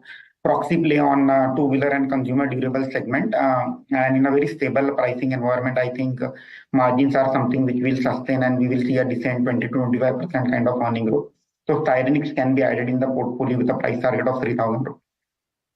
Okay, Rajat, let's just take a look at some of the other buzzers today, and what you really want to come out and bet when you're seeing a reversal in mood. Remember, you had quite a hit on the frontliners yesterday. Would you look at any of those which got the worst hit? Let's talk about a Hero. Would you be constructive on a Hero, a TVS, some of those counters? May I mention a stock that looks really good and that has corrected already, and it has got huge potential. As you say, Diwali is near and 1 year perspective. That's Neogen Chemicals.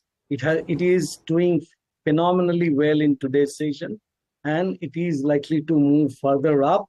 I would say that it has already broken out above that 1800 resistance after 3 attempts over several months, and now it is going to do well. This is on my own Zomato kind of thing. That particular phrase is now very much in currency. Regarding Hero, I would say that it is closing, it is nearing its 50-day moving average from where the reversals happen. So chances are that 50-day moving average is currently at 5,900. If it tests that level, then if further up move happens, you will see that it is going to 6,000 level as well. But now it needs to take out in the immediate term 5818. Okay, Welspun Corp buzzing in trade has got an order worth 2,400 crores from US for supply of coated HSAW pipes. It's the order size is hefty. Let's pull up the chart. About 3% up right now on Welspun Corp. Definitely doing pretty well this morning in trade. Rajat, are you tracking this chart, Welspun Corp, on your radar? No, I don't track, but for you, definitely I will load it, and then we can actually talk about it. It is on a strong up move. It can move up even further. So you can buy with a stop below the today's low. Before, unless you use today's low, you can't have a stop loss, a technical stop loss. That is about 766, and currently it is 789. And on the upside, 800, 810 is the immediate target, but it can move further up. It is on a strong up movement. Okay, Sunny, just on the gold loan play today, Manappuram, Muthoot both hurting as was expected. Would you see an opportunity here, or do you think that this is a overhang from the RBI which lasts for some time now?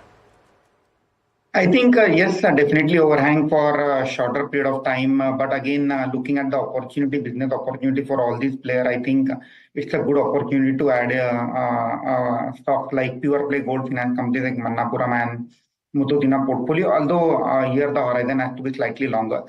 We may see some dent in terms of loan book growth for the maybe a December quarter. So good opportunity, maybe in a staggered manner one can add in a portfolio. Okay. I wonder if NMDC is doing well today too, because I think Sunny Agarwal spoke about playing the metal cycle to NMDC because it's hiked iron ore prices by 400 rupees per ton this morning. The stock kind of a bit quiet today. Metals have taken a bit of a back seat in the session today, you have to admit. And I think a lot of people were saying that maybe the good buys on pullbacks and not immediately. But it's a pocket that you want to keep a keen eye out for. Rajat Bose, a lot of people are trading metals these days. There is a minor or a hint of a pullback really.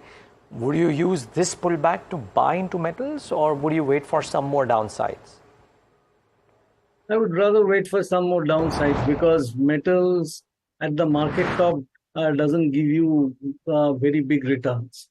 And the other thing is that regarding your NMDC, I would say that if it doesn't fall below 239 in today's session, then it will bounce back. But if it were to fall below 239, short-term traders should exit the counter. Okay.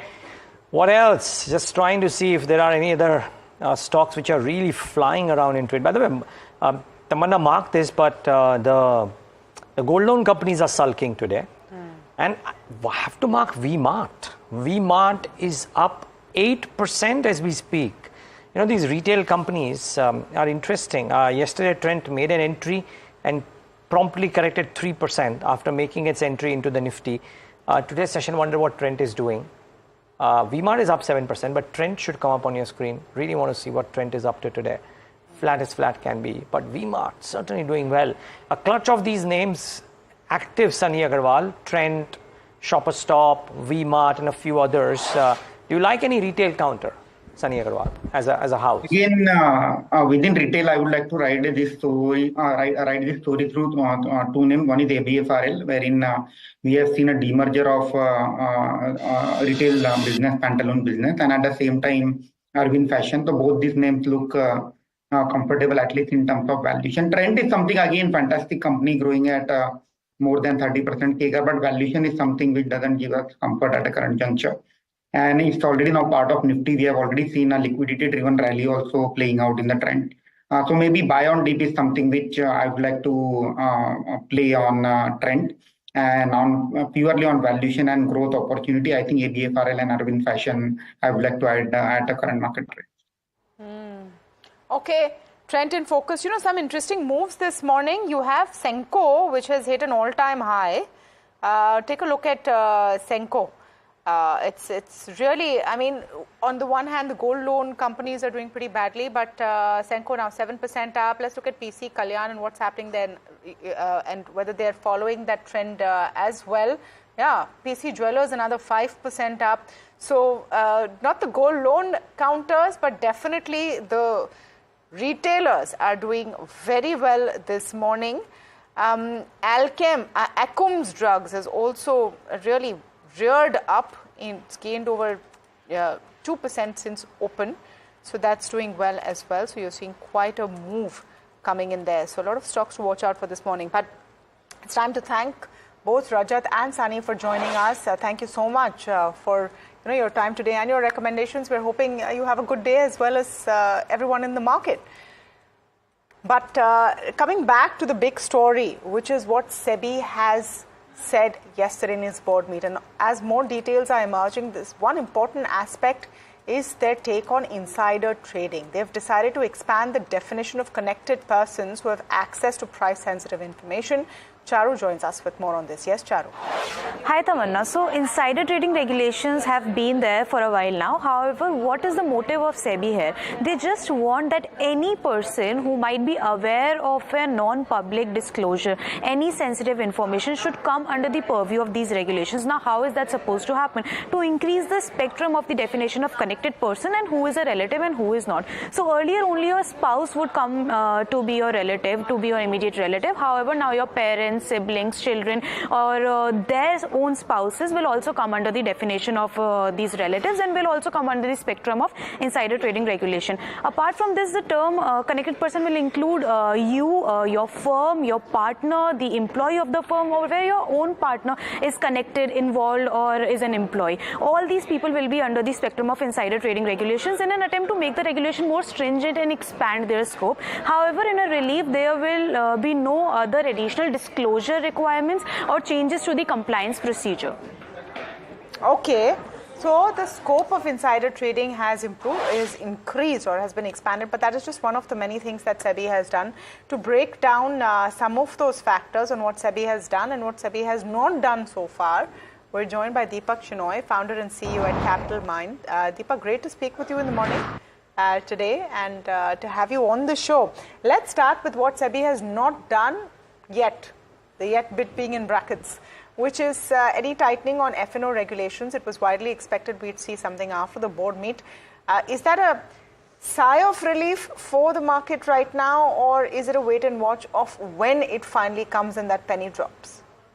I think the wait and watch, Tamanna. I don't think this is a foregone conclusion that it won't ever happen. It's more like it will happen, but probably in the next board meeting or something like that.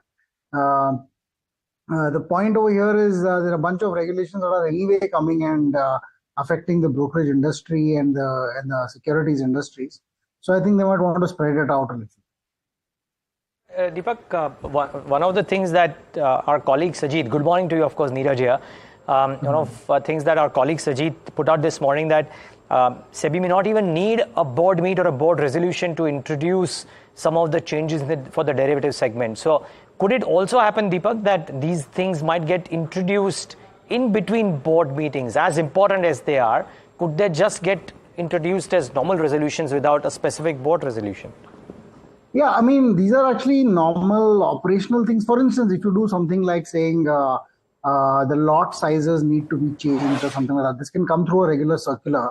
Doesn't need a formal board meeting kind of thing to change. Of course, if you're changing something very specific to certain regulations, that might need to go through a board meeting. But I don't think there is any, I mean, for instance, if they were to increase margin requirements, that would be a normal operational process.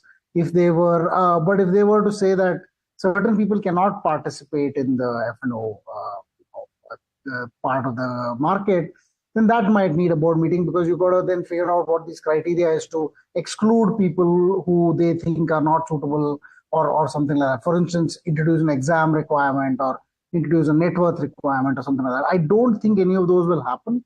It might just be an increase in margins, reduction in number of expiries, and so on.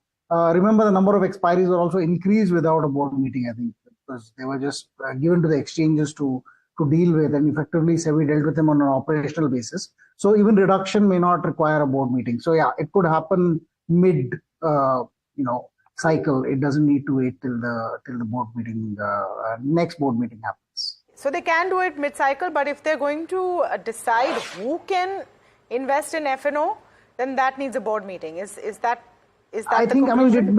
It depends on the contours of what they decide. For instance, if they say it's an exam, that may not be such a big deal. But if they say there's a net worth requirement, the board will want to get involved to be able to give their decisions, right? So it won't be it better be something that's more widely discussed within SEBI itself. That's fair enough. Now, the other thing which I thought was interesting, Deepak, is what they've said on MF Lite, which is a new MF registration potential for passive fund and only mutual fund AMCs. I think your take is that this will increase inflows into passive funds. Does this make ETFs more attractive? No, none of the above. ETFs and index funds are attractive or unattractive as the as the case is. But I think here what it does is it introduces the capability for more entrants to come into the mutual fund industry and offer only passive funds. This would, for instance, somebody else wants to offer a Nifty kind of a fund or a different form of index fund. They don't need the more higher net worth requirements of, say, other mutual funds. We don't know the details yet, but I'm just thinking this might be the criteria. This is what we discussed in the MF Light consultation paper, that there would be lower disclosure requirements. For instance, you don't have a 10% limit on securities ownership. So, for instance, an active mutual fund cannot own more than 10% of any company of its AUM, a mutual fund scheme. However, this does not apply to indexes. If an index has 17% of a certain stock, then you have to buy 17% of that stock. So the disclosure requirements, therefore, will come down for an MF for a mutual fund that is only passive, because it doesn't have all these criteria to kind of watch for more than 10% and so on. So there is a better system in place rather better in the sense of less disclosures, simpler operating processes for a passive mutual fund. And as a disclosure, we have applied to be an active mutual fund. So just saying that we are possibly interested in a system like this, but we are probably not going to be a passive only fund. So it will probably help other people apply. Interesting. I didn't know there was this distinction that you can do only one versus the two. Interesting, Deepak, though. Thanks for pointing it out. Deepak, just wondering, capital market players and brokerages per se, they've had a fabulous run thus far, right? Now, even though earnings for one or two of those listed names may not have fallen, the fact that the market now believes that the regulatory framework is not necessarily aimed at enhancing their business prospects, the multiples have derated for the one or two names that are listed. I'm just trying to understand, where are you on the investability case for some of the brokerages, maybe AMCs too, because you're not listed, so you're technically not an interested party per se thus yet. So where are you on the investability case of some of the capital market participants? So it doesn't change so much for the AMC industry. Of course, the AMC industry will benefit this MF Light regulation and perhaps lower disclosures even for currently existing AMCs. But they will, the brokerages, for instance, will have some kind of a revenue hit because they had about 5 or 6 levers of revenue. It was brokerage, it was this non-true to label exchange transaction fees. It was the float income that they earned from the cash that they held of customers. It was the margin and the interest that they pay, that they receive from customers when they lend them for margin trading or margin funding. All of these activities have seen a reduction in their revenue over a period of time by SEBI tightening the rules and saying, well, you have to, you cannot hide certain things from customers. You can't hide things that are actually interest, but they're sitting in your margin ledgers and so on. So a bunch of things have happened. Float income, there was only earlier the ability for in Carvey stockbroking case where brokers, that particular broker was actually lending out customer securities and taking money for himself in terms of a loan. And when that loan was not repayable, customer securities were at least attempted to be sequestered by even the likes of Bajaj Finance and HDFC Bank. So it's not like, some random lenders doing this. And this was curbed by SEBI in 2018 and, a bunch of, those revenues which were possibly not correct for brokerages to have given have gone away. However, I believe longer term that there is a lot of scope because more and more people are coming into the stock markets. Even your core source of revenue, if it was just brokerage for F&O and for cash stocks and for commodities, I think that itself is a very, very reasonable, reasonably large market for companies to earn a significant amount of money. So, of course, instead of a 40 multiple, you'll give them a 30 multiple perhaps today. But I think in the longer term, revenues will come from their core business rather than all from these ancillary kind of sources. Deepak, in your view, what is the biggest and most impactful outcome from the board meet yesterday? Is it the one where insider trading definitions have been expanded, or your requirements for an agent, etc.? Does that have a bigger impact for capital market players? So it depends on who you are. If you're an investment analyst or research analyst, you'll care about that part of the regulation. If you're a broker, you'll care about this part of the regulation. So it's a different bag. For the market as a whole, there is a small regulation on P notes. I haven't analyzed that in much more detail, but there is some restriction on what P notes can do in terms of holding derivatives, and that might be an interesting impact on the market. There is also an MF regulation on an alternative asset class, which allows mutual funds to offer schemes that do a little more than just buying stocks. So perhaps buying speculative positions in derivatives for a short term without introducing too much risk in the market. Of course, all of this is just in the press release, but we don't have exact details. Once we have details, we will know exactly what they mean, especially the connected person bit. Currently, if you suddenly start, everybody's connected by the kind of new rules that have come in. So at some point, you're going to find that the owner of one company, by the time you do all the loops of wife and spouse and daughter-in-law and all of that, you'll reach 150 other companies who will be deemed to be connected for the purpose of having unpublished price-sensitive information, which is therefore a very difficult task for SEBI to defend itself even in a higher court, because you can't say that, because somebody was a shareholder of one company and something 7 steps removed is supposed to have this unpublished price-sensitive information, and therefore it will be a judicious use of that thing, but it's too broad a framework. Eventually, higher courts are generally very cognizant of this, saying you can't put too broad a rule. So you have to be careful that this connected person regulation, when it finally comes out, I don't know what the final thing is, should not be so broad that it becomes useless for defense in case of an insider trading investigation. That's the only thing I would say. But we'll have to wait till the final print comes. Definitely, and we'll have to wait till the F&O regulations come into force. In which way are they graded? Are they staggered? That's really what we need to see. Deepak, always a pleasure chatting with you. Thank you so much for joining us today. Thanks so much, Tamanna. Thanks, Niraj. Thank you. Right. The other big story this morning, of course, is auto numbers. M&M, Bajaj Auto, Escorts have announced their sales numbers so far. Puneet joins us with that update. How's the scoreboard looking, Puneet? Well, the numbers that have come so far of the 3 companies that you just mentioned have been very strong. Let's start with M&M first. For the passenger vehicle specifically, it's crossed the 50,000 mark. Now, it's been around the mark for quite some time now. It's a growth of 23% compared to the same time last year versus expectations of a 5 to 6% growth. So it's outperformed expectations, and it looks like they've also, built up inventory in this particular time frame in time for festive season. So really strong numbers for M&M. When you compare the M&M tractor numbers as well, they've come in at a 2.4% growth compared to last year, and this is bang in line with estimates of about 3%. When you look at Escorts, they have grown by around 2.5% on a year-on-year basis, but the month-on-month figure was important for Escorts specifically. The growth is coming at 120% compared to the last month. While seasonal factors, the inventory was at a lower level for tractors at around 8 weeks, which is the manageable inventory level. So on a month-on-month basis, both M&M as well as Escorts tractor numbers have been very strong.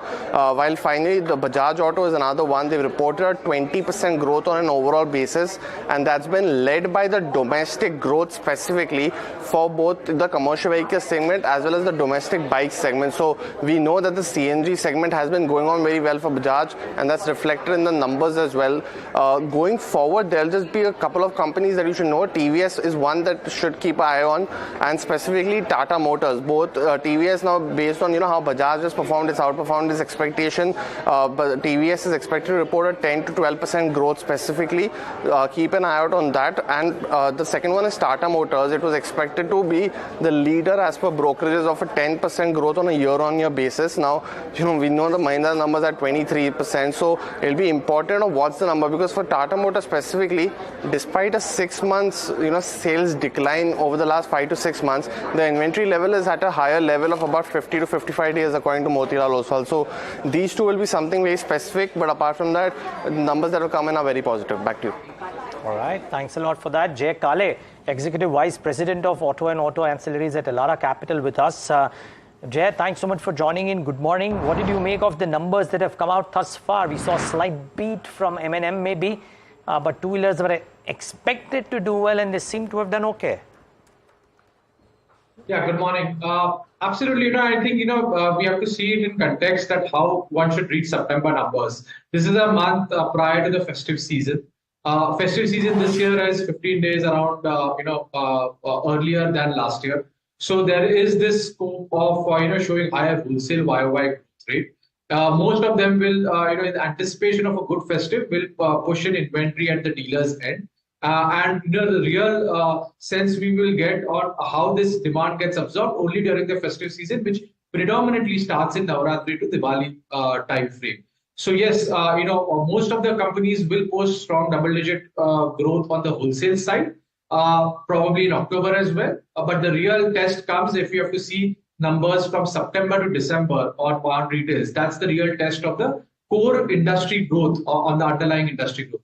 But for the moment, I think in anticipation of a very good festive, most of the companies, including two-wheelers and passenger vehicles, are not so much on the CV side, will post a strong double-digit volume. So, Jay, are you concerned at all about the kind of September numbers that we've seen? If I look at the Vahan data, of course, what we're seeing right now is factory gate data, right? Which is inventory build-up, etc. But are you concerned at all about the September numbers on the passenger vehicle front? So the passenger, if I have to see the growth trajectory, even till September, two-wheelers has been much better off. Passenger vehicles has struggled in the last 4-5 months in terms of Vahan retail as well as poor on-ground demand. Now that is expected to bounce back during the festive season. But definitely, if I have to see the start of the festive, which starts from Poonam and Ganesh Chaturthi, things have been relatively muted. We did have Bajaj also indicate that the start of the festive season has been kind of muted, but the expectation is that as we move to the core festive season, things should bounce back, and we are expecting close to a double-digit growth in the core festive to festive season. But for the moment, as companies push inventory to the dealers, you will see good wholesale growth, but the real strength of the economy or strength of the underlying demand will be seen after the festive season, how it pans out. Okay. I just wonder, Jay, the expectation was, right? I mean, that if one looked at most estimates, yours or others, right? Two-wheeler companies ranging from Eicher to TVS, between 12-13% to 17-18% growth anticipated. So that's the stronger leg. Now, assuming that they deliver what is expected and nothing beyond that, okay, TVS Motor sales, interesting, by the way, numbers are out as we speak. Vahan data, Bajaj Auto 30, okay, there's Vahan data, 13.7% month on month for Bajaj. We're waiting for the official numbers from TVS as well, by the way, that is expected to show in 18%. But back to you, Jay. So if they deliver exactly what is planned and nothing below or above, are two-wheeler names giving you an opportunity to invest still because rural might be coming back, there is a base effect, what have you, or would you be circumspect after the run that they've already seen? I think, valuations, of course, are a concern for the entire market, not only two-wheelers. Most of the stocks have run up. But where is the underlying growth higher within the auto segment? That two-wheelers definitely, outperforms from that perspective. Overall, autos also, our view is that, post-festive season, historically, in the last 20 years, if we see that post-festive season, autos does underperform the broader market, whereas leading up to the festive season, autos outperforms the broader market. So from a broader sector positioning, we would try and kind of position it that way. And within autos, if I have to pick the top picks, it will be more of the two-wheelers, followed by Mahindra. Which ones, Jay? Among the two-wheelers? Bajaj and TVS would be our preferred picks. Bajaj, TVS. Yes. Okay, and how are you feeling about a Hero? Hero numbers, of course, we're still waiting for. How are you feeling about an Ola Electric? The Vahan data is showing that their share may have slumped. Bajaj and TVS are catching up.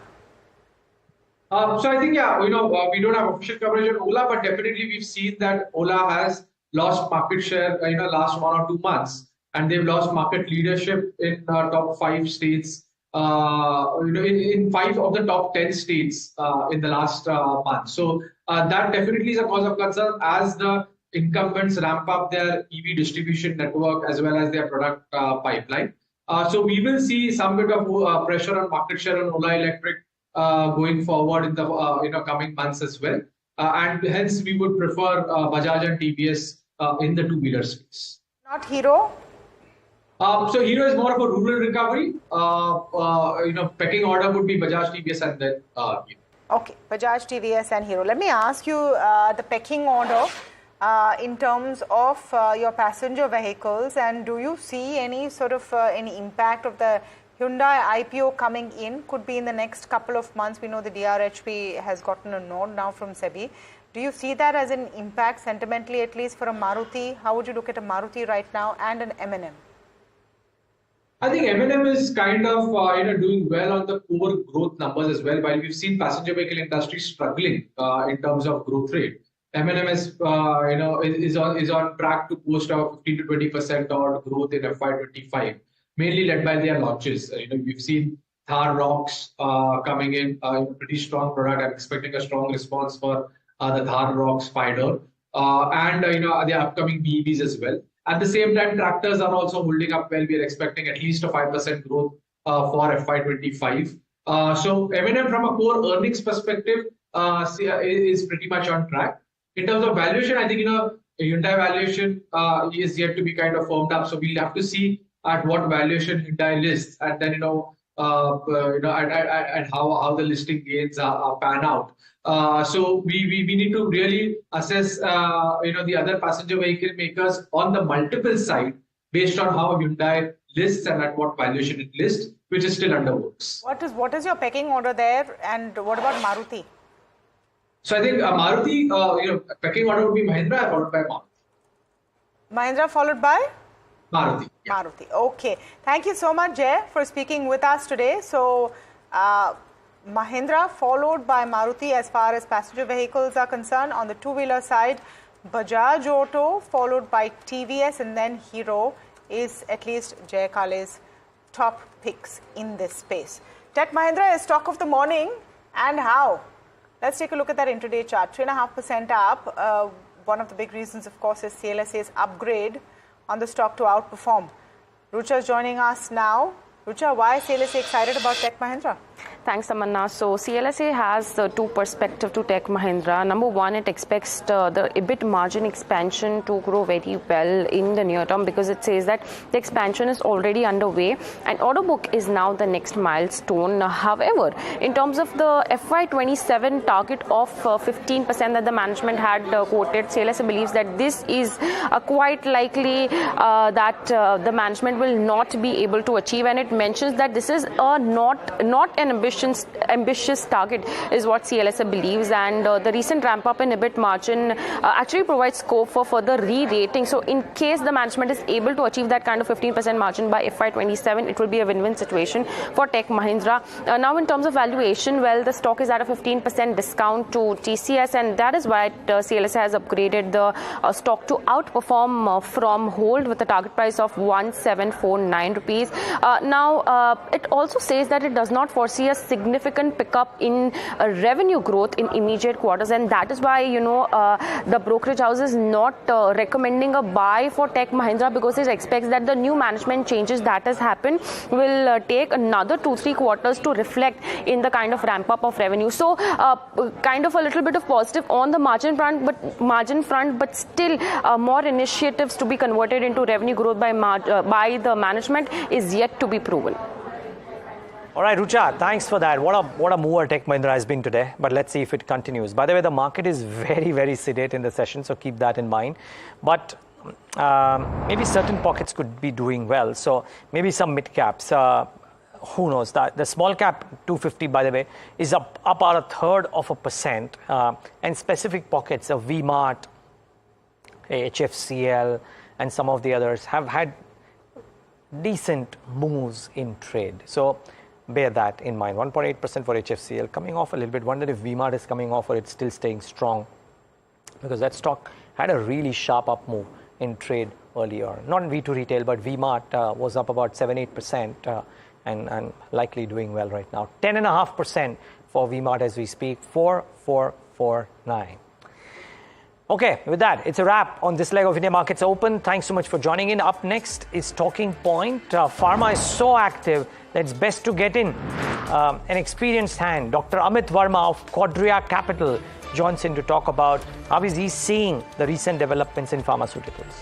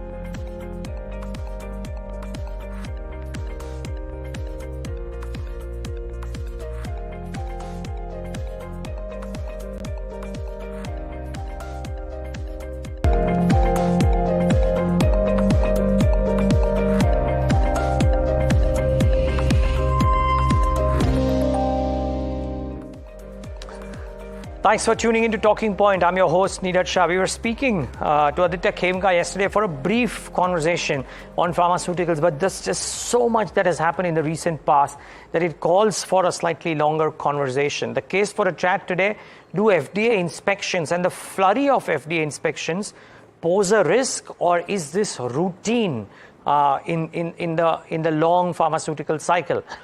Biosecure Act, and we've spoken about it with Sinjin, but what is the investor hat's view on the impact on Indian companies? And of course, multiple other conversations about unbranded generics versus branded drugs and what to do with all of those, what to do with hospitals and diagnostics. And couldn't ask for a better voice, Dr. Amit Verma of Quadria Capital with us on the show. Dr. Verma, thanks so much for joining in. And at the outset, I must say, last evening and this morning, I was trying to research about what have been your recent exits and entries in order to pose better questions. I couldn't figure out too much by surfing the site, so I'll depend on your insights on the same. But I first want to start, Dr. Verma, with something that has been the talking point the last 48 hours, which is a flurry of US FDA activity on multiple sites across the world for Indian pharma companies. Routine or worrisome because so many of them are found wanting of late? Always a pleasure speaking with you. Thank you for having me on the show. Thank you, sir. Our answer is very simple. We have always been in favor of more scrutiny and more inspection because, quite frankly, this is how quality begins to play out. We've just passed the inspection at one of our companies, NQ, and our belief is it makes us better. I think the flurry of activity that you're seeing is that as a lot more of pharma outsourcing is moving into India, you would expect the FDA to be doing its job, which is making sure that they are maintaining certain quality thresholds. So to cut a long story short, we believe that in India, we should be getting used to a higher amount of scrutiny. And that, for us, fortunately, is going to separate the boys from the men. Got it. It's been there for a while, Dr. Verma. I'm just trying to understand if this flurry, you think that's routine as well? It's welcome, sure. But is it routine matter, or do you think Indian companies are suddenly getting tested or bursting at its seams? I mean, the talk was that one of the companies actually tore apart one of the papers as well. Just trying to understand how you've looked at this recent flurry of activity. I think we need to get away from this persecution complex and believe that this is the new world and this is here to stay. I also believe that the FDA works on a certain cadence, and it seems like it's coming at the same time, but it also talks about their on-ground presence having gone up, and the fact that as we start to look outside ex-China, India is the next largest market that they have to be looking at. So my sincere request is to view it as the new normal and expect that there will be a lot more inspections by the FDA. Yeah, okay. So if that is the new normal, sir, are you, based on the cycle that we may be in, are you constructive on some of those pure play Indian pharma companies having US and other geographies as their export hubs, if you will? Niraj, the way we've always looked at pharma in India is have a two-pronged strategy. One is make in India for India, and the other is make in India for the world.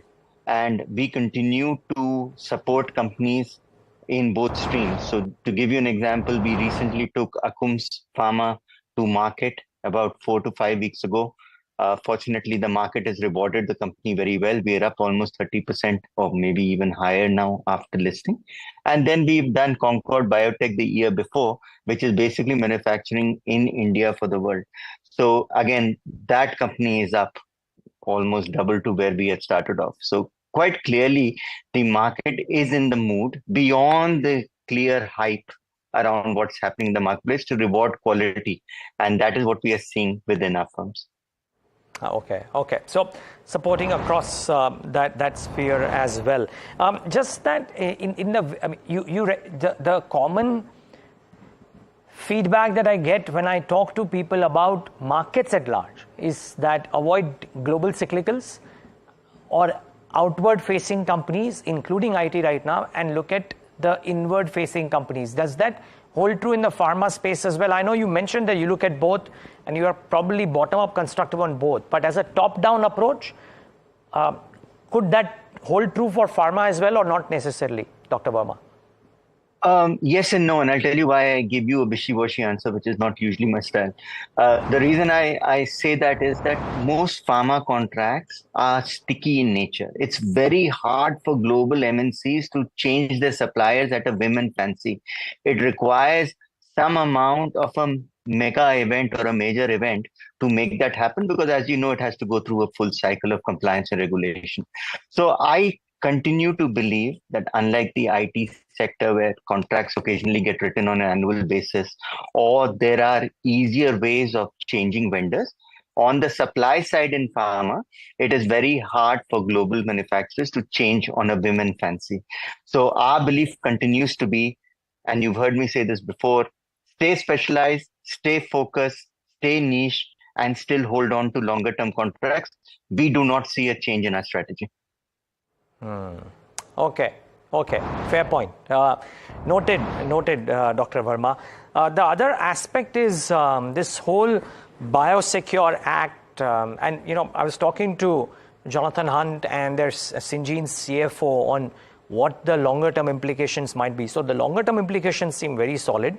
Somehow didn't quite get a sense after a 25 minute conversation as well about whether there is a near term, and by near term I don't mean 1-2 months, I mean in the next 12 to 18 months.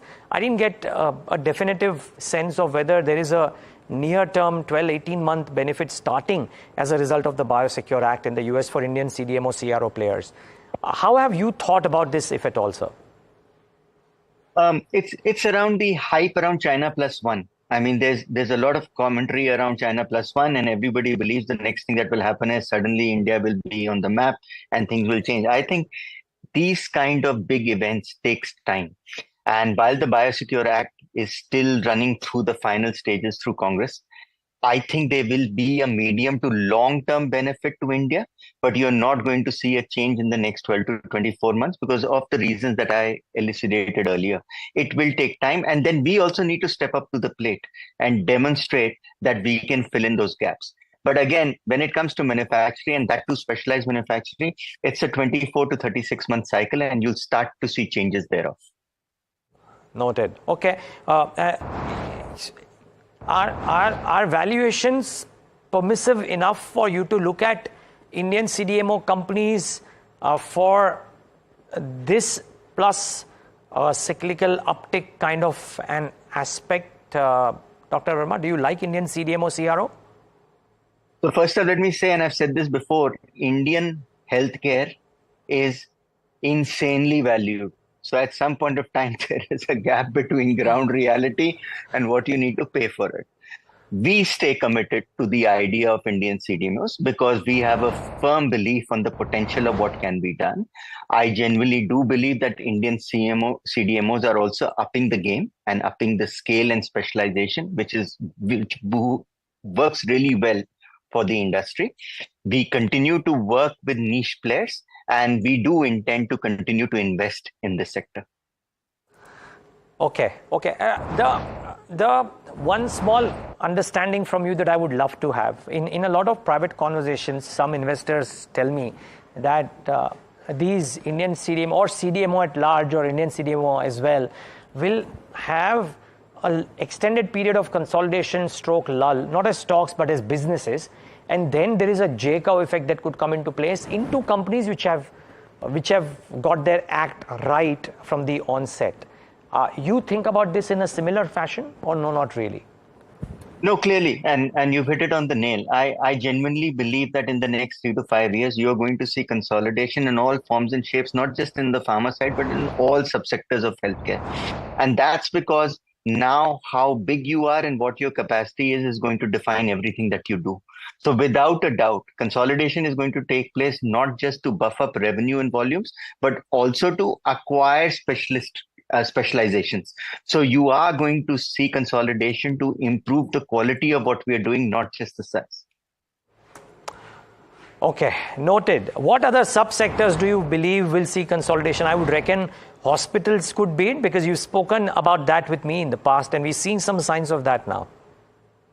Services. So it's going to be diagnostics and hospitals. You're certainly going to see that. And the consolidation is taking place outside the metros in tier 2 and tier 3 cities.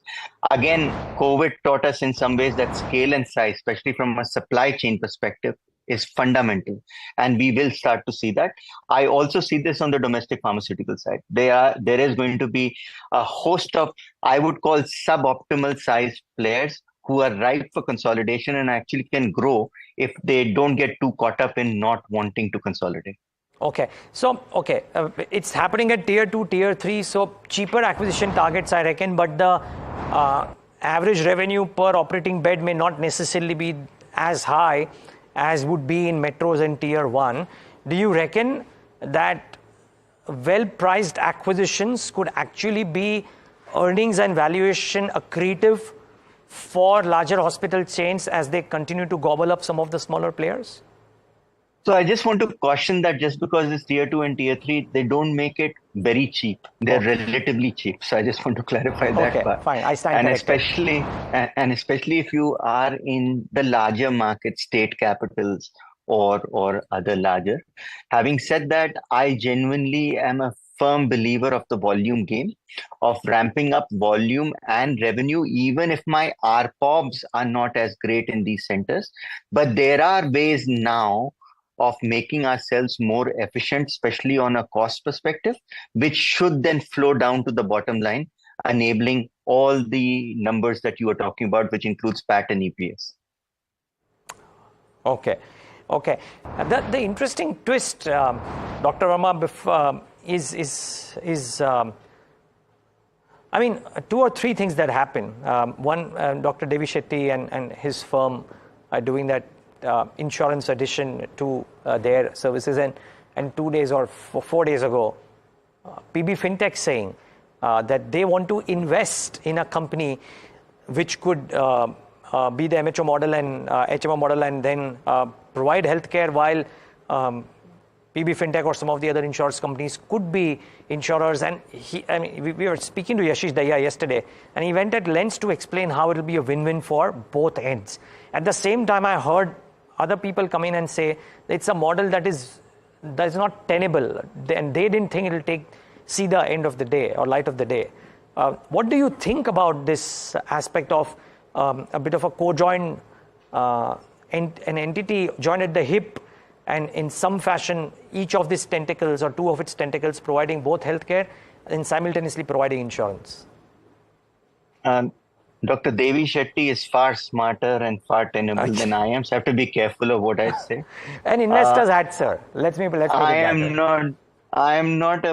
I think it's going to be a very hard challenge to bring insurance and hospitals together for 2-3 reasons. Number one, the inflection point that we are in insurance requires massive and rapid growth. And tying yourself up to a particular chain where your consolidated market share is actually very small becomes harder. I also do believe that between the regulators, they will keep a very close eye on any kind of consolidation that could take place through hospitals. And lastly, at this point of time, the benefit of having an insurance arm attached to a services industry is unproven.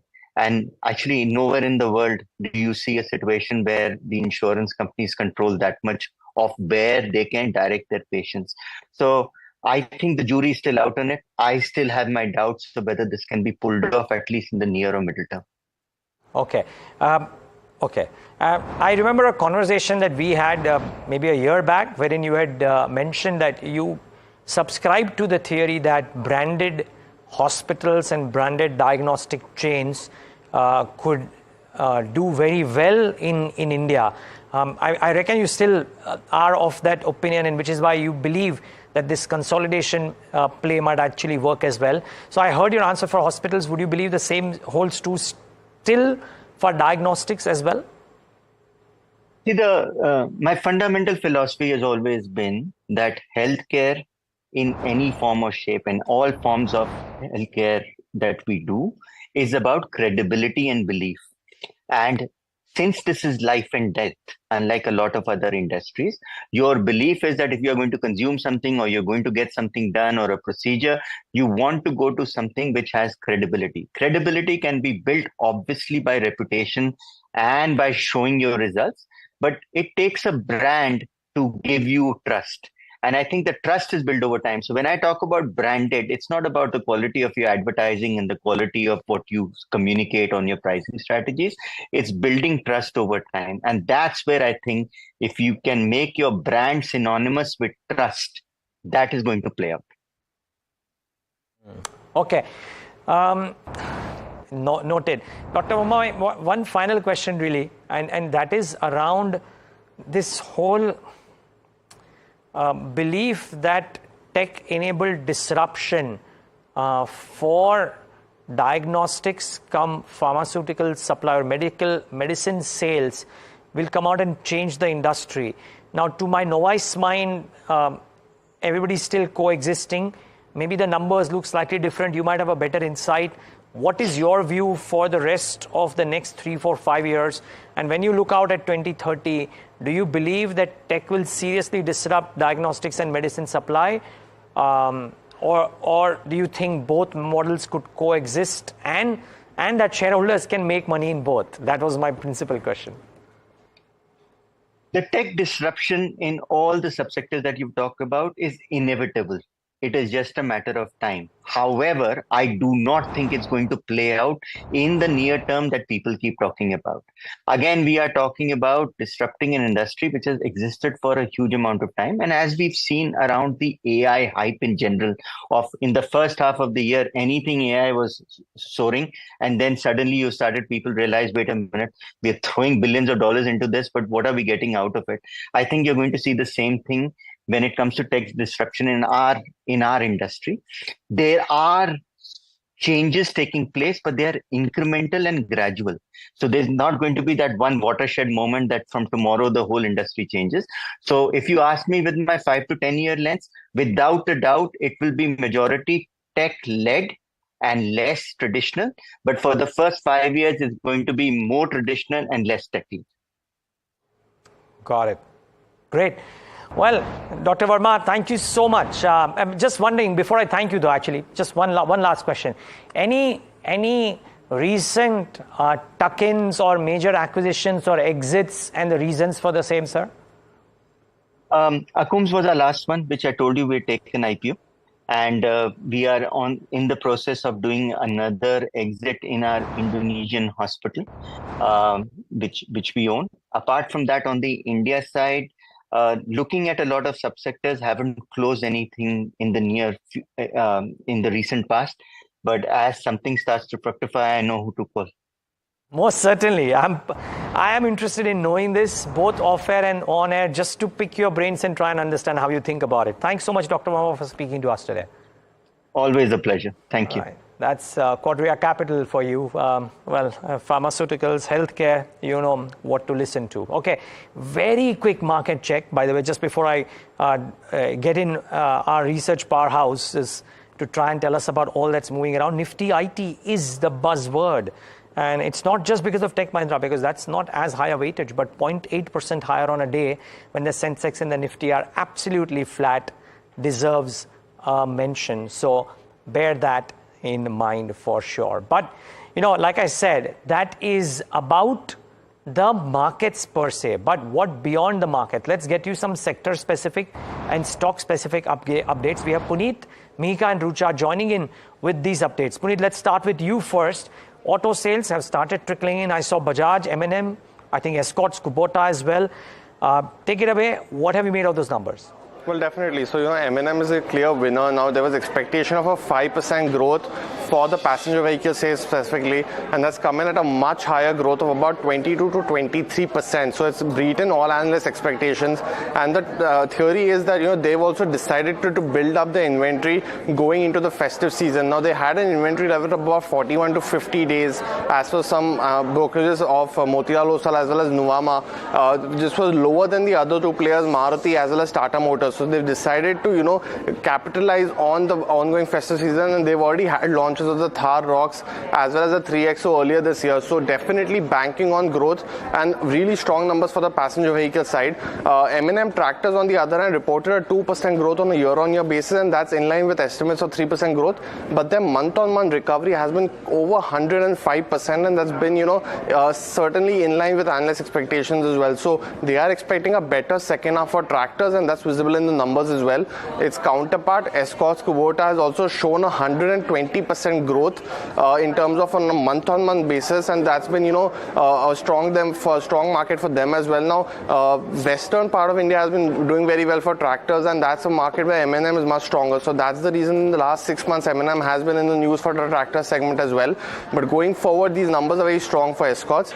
Finally, Bajaj Auto is the other one. Really strong numbers, overall growth of about 19%, and that's led by the domestic market for both two-wheelers as well as exports for commercial vehicle segment. A certain couple of companies to watch out for. TVS will be definitely one of them. Expectations of a 10% growth on a year-on-year basis, but the kind of growth that Bajaj has done, the numbers will definitely be in focus, and as well as Hero MotoCorp. Generally a month before the festive season, they build up inventory substantially. Expectations of about like 590 to 6 lakh units for Hero, and now specifically Tata Motors Motors is the other one, because they were expected to outperform the industry on the passenger vehicle side. Now growth has been very strong for Mahindra, so let's see expectation of 10 to 12% growth for Tata Motors. So these three companies will definitely be in a watch out for numbers that are yet to be reported, but M&M, Bajaj Auto and Escorts really strong numbers who've already reported in this particular time frame. Back to you. Okay, Puneet, thanks for that. Well, speaking of the Mahindra group, then Tech Mahindra is gaining in trade, and how after CLSA upgraded the stock to an outperform. Still up about 3.5% after being nearly 4% up at a point of time. Rucha joins in with why is it that CLSA is constructive on Tech Mahindra? Right, so CLSA has upgraded the stock from a hold recommendation to an outperform recommendation, and with a upside of around 10.5% and a target of 1749 rupees. Now, talking about valuations, the brokerage house values Tech Mahindra at 15% discount to TCS. So that is one of the positive points, that the stock is available cheaper than the IT giant TCS. Moving on to the EBIT margins, well, it expects that EBIT margin expansion has already been underway, and now order book is the next sort of milestone. In terms of recovery of the verticals, it expects financial services, healthcare and manufacturing to drive majority of the growth. However, the 15% margin target that the management had mentioned to achieve by FY27 looks kind of unambitious according to the brokerage house. So that is one of a pullback why the brokerage house has not upgraded the stock to a buy recommendation. And also it expects that the initial benefit of the new management will largely start coming up from the next 2 to 3 quarters, as in when the orders start, ramping up. And talking about the stock performance, well, since Mohit Joshi joined as the management in December 2023 last year, the stock is up about 25% till then. So all up to the new management on how it, executes the 3-year target that the company had mentioned in the last call. Okay, thanks for putting that into perspective. And then move on to the next story. Tata Steel seizes operations of the iron and steel making assets at Port Talbot in UK. Mihika joins in with the details, and the stock really hasn't had any major reaction, so bear that in mind. But Mihika, tell us the significance of this over the longer term for Tata Steel. Good morning, Niraj. Not much stock movement because it was expected that, this notification will come through. They've seized the operations of the Blast Furnace 4 at Port Talbot, as well as iron and steel making assets at Port Talbot itself. And these assets are located in UK's largest steel plant. And the operations were seized because the assets had reached the end of their operational life. When you talk about the significance of the Port Talbot assets, the capacity at the port stood at 5 million tons per annum for liquid steel, and they produced different high quality strip steel products. But the steel making will resume at the port around 2027-2028. The company is going to invest 1.25 billion euros to set up an electric arc furnace based steel making, which will also use UK sourced scrap steel. The electric arc furnace will reduce 5 million tons of direct carbon dioxide emissions per annum, and the proposed project will help preserve majority of the Tata Steel UK jobs as well. The company is going to invest in around 750 million euros in low CO2 green steel making via the 500 million euro grant that it received by the UK government recently. A little bit about how the plant was actually harming financials. Well, FY24 annual revenues of the Tata Steel UK, which includes Port Talbot, was around 2,706 million euros. But FY24 EBITDA loss was at 364 million euros because of the end of life conditions of the assets. All right, Mihika, thanks so much for putting that into perspective. That's all the time that we have on this edition of Talking Point. Thanks so much for tuning in.